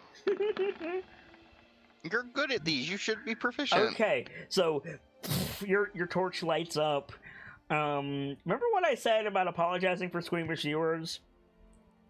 Oh gosh. Time for the ookie spooky. The floor of this room is covered in teeming spiders. So are you. Oh gosh, I don't like it. Oh gosh. You are absolutely covered in spiders, Starlight. I don't like it. Oh. Wolfie as a player understands why this happened, but at the same time, Wolfie as a player hates the spiders. So, oh my god, I hate this feeling. Oh. I'm not mad, but it's about to get worse. Ow. When you light the torch, all of the spiders begin to retreat, which means they all climb down off of you to get away. On the bright side, they're not climbing on your bare skin. They're climbing on fur. That's even worse. That's like fleas. This is sensory torture. I'm trying not to make it terrible, but yeah, Wolfie kind of got with that one. Like I could make this so much worse. What would you like to do? Can I get away? Define get away. Go back the way I came without touching the spidery, silky things? You can in fact do that. I just imagine that when you reconvene with Denke, you're like holding the torch at your side. You're doing that like stiff arm to the side, wrists out, like almost penguin walk.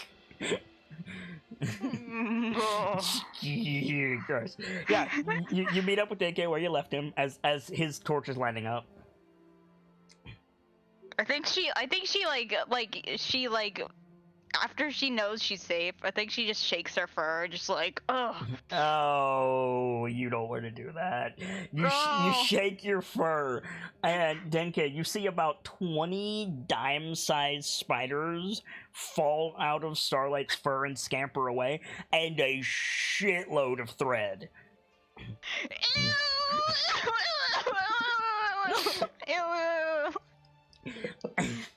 Ew. I'm really Starlight- trying not to make this terrible, let me be clear, but God. It's like, please, ew. I think Starlight just like says, this is worse than fleas. Were they trying to wrap you up? There were millions of them all over my feet and my arms. Ugh. Were they trying to wrap you up? I'll take my notebook back now, thank you.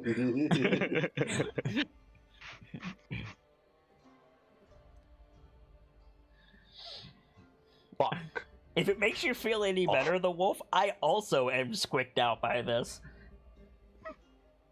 Well, you know what? Good for you. However, Toby, you have the choice to do this. I mean, look, the wolf did not have to bend down in the spider trough and light a torch. The wolf could have just You ran didn't. out.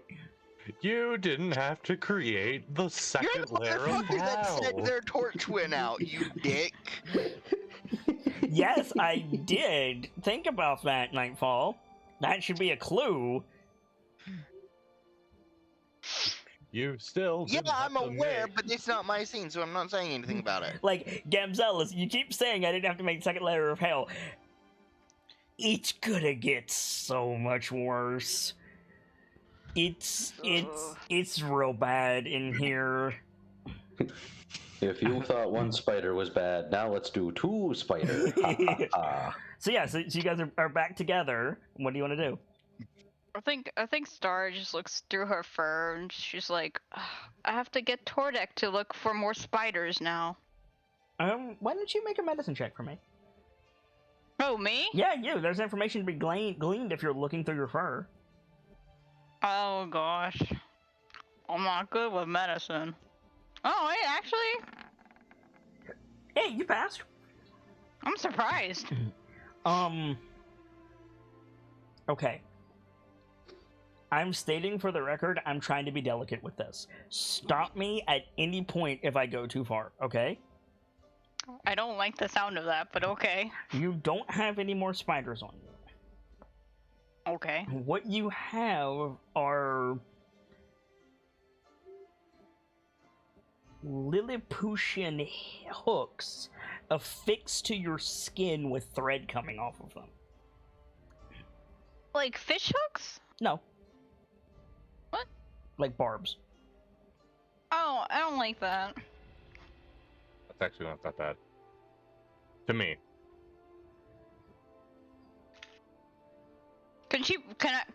Can Star like pull one out? Yeah, I think she pulls one out and just like it crumbles holds to it. dust. So she looks at her fur and like shows it to Denke. Huh. So that's how they make their silk. That is not how they make their silk. That's not how spiders work. You know this. You're a naturalist. No. I know.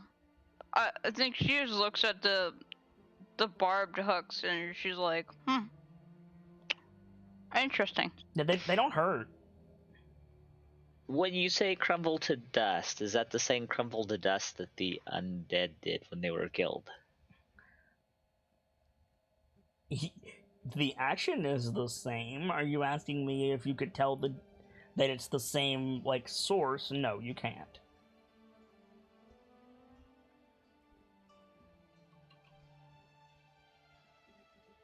So how far did you get? About 5 rooms. 5 rooms. Have you found any passages leading deeper?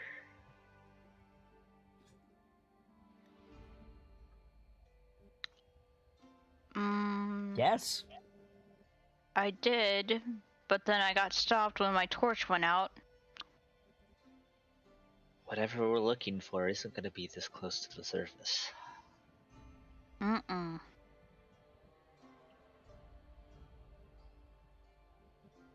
But a lot to report back.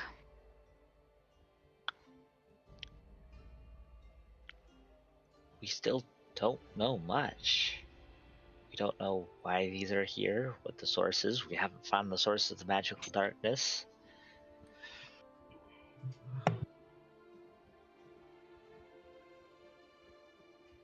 Can you really say we have much with which Duncan could make a plan? No, but knowing what happened back there, I really don't want to stay around this area too much. So, are you saying you want to go back? Mm.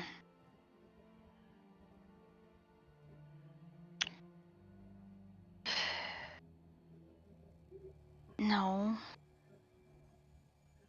Just those spiders creep me out.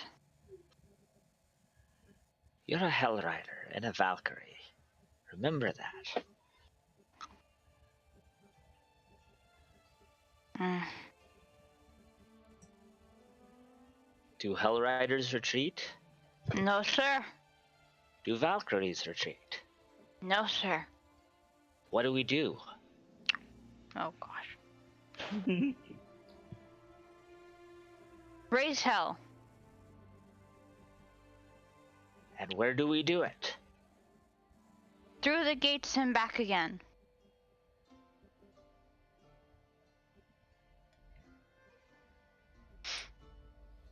And now I forgot it. When do we do it? When do we do it? Forever and always. I like that they're just standing in the middle of a spider-infested cave. Hey, Star needs a Dude. pep talk, and if you guys want to use this as a pep talk every episode, I am here for it. Let's Like, do no, it. I absolutely support it. I just love the image that they're there in the middle of this like pitch black. They can't barely see each other. Like doing Yeah, it's this just like little screaming pep back talk. and forth. Like, what's great about this is you're saying it in front of the spiders. I Our know. goal? What's our goal? A light in the darkness. Look, the And he spiders need a pep raises talk his too, torch. okay? Go ahead, Denke. Company, forward. And I think she nods, and with that, she smiles. Okay. So you guys are gonna head like back where you were or somewhere else?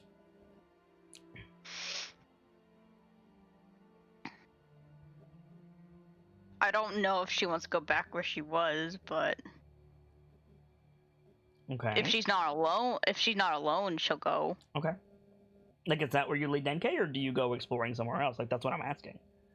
I think she leads Denke there, because that's Okay. where the spider went. Yep. So Denke, you're back in this room. It's mostly just like squared off. It's pretty high. There's the 24 holes in the wall. Like the whole wall is spider web. That's not what I wanted to say.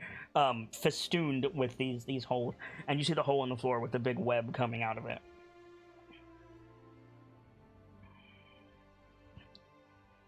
And that's the only passage that leads anywhere. And it's where Starlight was.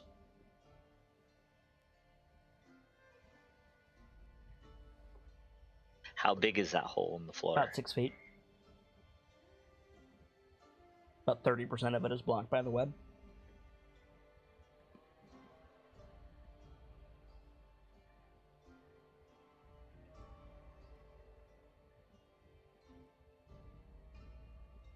Make a perception Is check this- for me, please.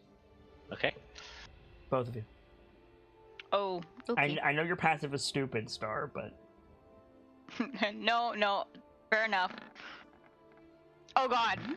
you're freaked out. Neither one of you hear anything.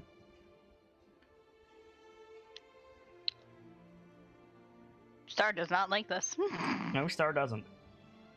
You might want to add fear of spiders to your character sheet. Oh, nice one.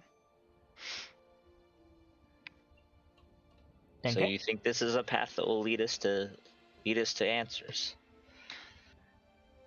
I suppose so. I really don't like this. Well, like it or not, we have a job to do. So let's do it the best we can. She nods. Hesitantly. Okay. You going down the hole? Go down the hole. You're going down the hole with a lit torch, is that right? Oh gosh, I did not think of that. You know, you're quick. If you that would be a while though. I was gonna say, if you wanted to, you could make a run and get relighted. That would likely take a fair bit.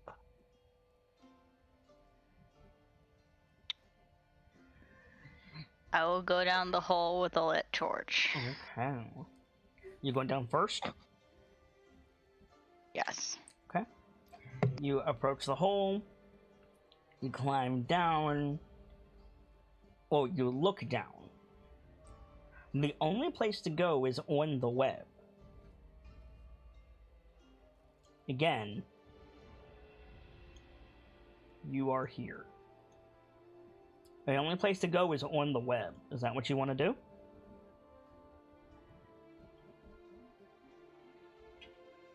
She'll look up to see if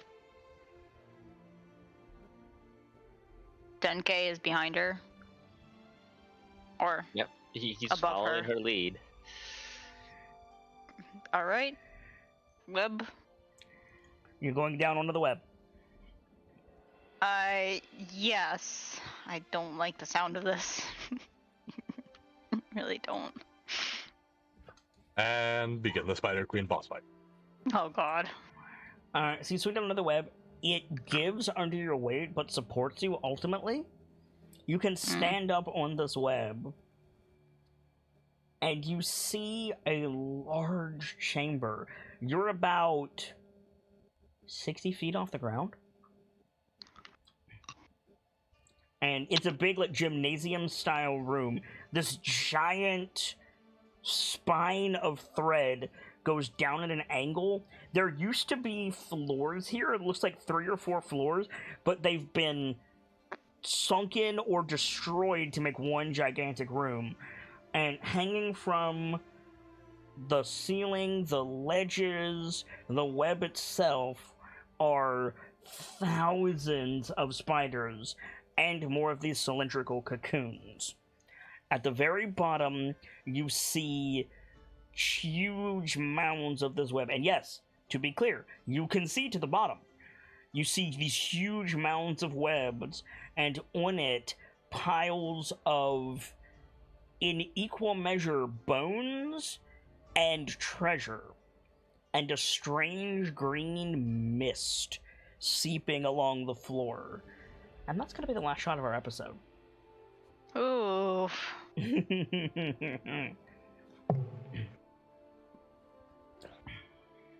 That was a lot of information in one shot. It was. Yeah. Would you like to do some shout-outs, friends? Yes, indeed. Nightfall Kitsune, give us a shout-out, please! Hello, I'm Nightfall Kitsune. I do admin stuff and thing around here. If you Slow need down, me, boy. If you need me, I'm in the shrine. You can, I don't really stream, but, I'm always in the shrine. If you need me, you threw me off. Fuck. I threw you off because you were talking like this the entire time. Boy. I'm You sorry. started in Kit's defense, you started sounding like frickin' Eminem for a second. Yeah, kind of. I am tired. Have a good night. Good night. Cookie. Hey, what up? I'm Cookie, also known as the Extinct Bacon on just about every other platform. I love all the things D&D and tabletop, and if you do too, my DMs are always open. Otherwise, you'll find me lurking in the streams or in the shrine. Sir Squeaky, would you give us a shout-out, please? Hello, my name is Sir Squeaky. I'm a keeper in Kids Discord. I enjoy storytelling, role playing, and all sorts of different media. Um, if you ever want to talk about anything like that, I'm usually available in the Discord and in DMs. Gamzelis, if you would, please. Ladies and gentlemen, my name is Guy Gemzelis, the Bard of Heroes, the teller of tales that need to be told, and there are a lot. If ever you need me, you can always find me on the Discord, in DMs, on the Discord or in DMs. Speaking of finding us, if you're watching this on Patreon, Thank you through for your support. Patreon, thank you very much for your support. Yes, I'm sure Kit very much appreciates all you're doing and all you've done, as do the rest of us. And if you're watching this after this has gone onto the YouTube, which is very far from when it is being recorded, to my understanding, But not too far. Right. If you'd help, yes, hello cat. If you'd like to help us spread this oh so wonderful hobby and wonderful community, all you have to do is interact with the video. Any VOD you watch on the YouTube, a like, a comment, or a subscription can do us wonders. And you can hit the bell and never miss a single upload of a VOD. Thank you, Gamzelis. Wolf, finish us out. Hi, I'm Night Miss Okami, also known as Wolfie. I am a keeper and admin in Kids Discord, and I'm always just hanging around. And if you ever need me in DMs, don't be afraid to come and talk to me. Anyway, good night, everyone.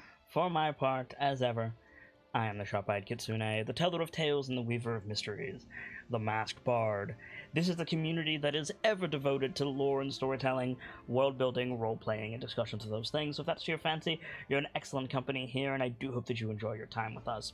If you're watching this on Patreon, again, thank you very much for your support, as ever. And if you're catching this somewhere else for whatever reason, feel free to join our community. We'd love to have you, or check the Patreon for whatever we're playing currently. There will hopefully always be a special Patreon only game active at any given time to support me and to give you guys something in exchange for that support. This has been hell to pay, and there is a 5th edition module in it at some point, but I'm having plenty of fun stretching my creative muscles in the pre-interlude to that story. I hope you guys enjoy Valkyrie Squad, and as always, it's time to leave you with these parting words. From myself, my keepers, and those joining me on the stage this evening, to all of you, the regulars, the followers, the newcomers, and the lurkers, whether you're just having a seat by the fire or you've got a running tab at the bar, remember, there's always more stories to tell. And hopefully, I'll see you all next time as we find out what hell there is to pay with a new chapter. Good night, you guys. Thank you so much for stopping by, and hope to see you again soon.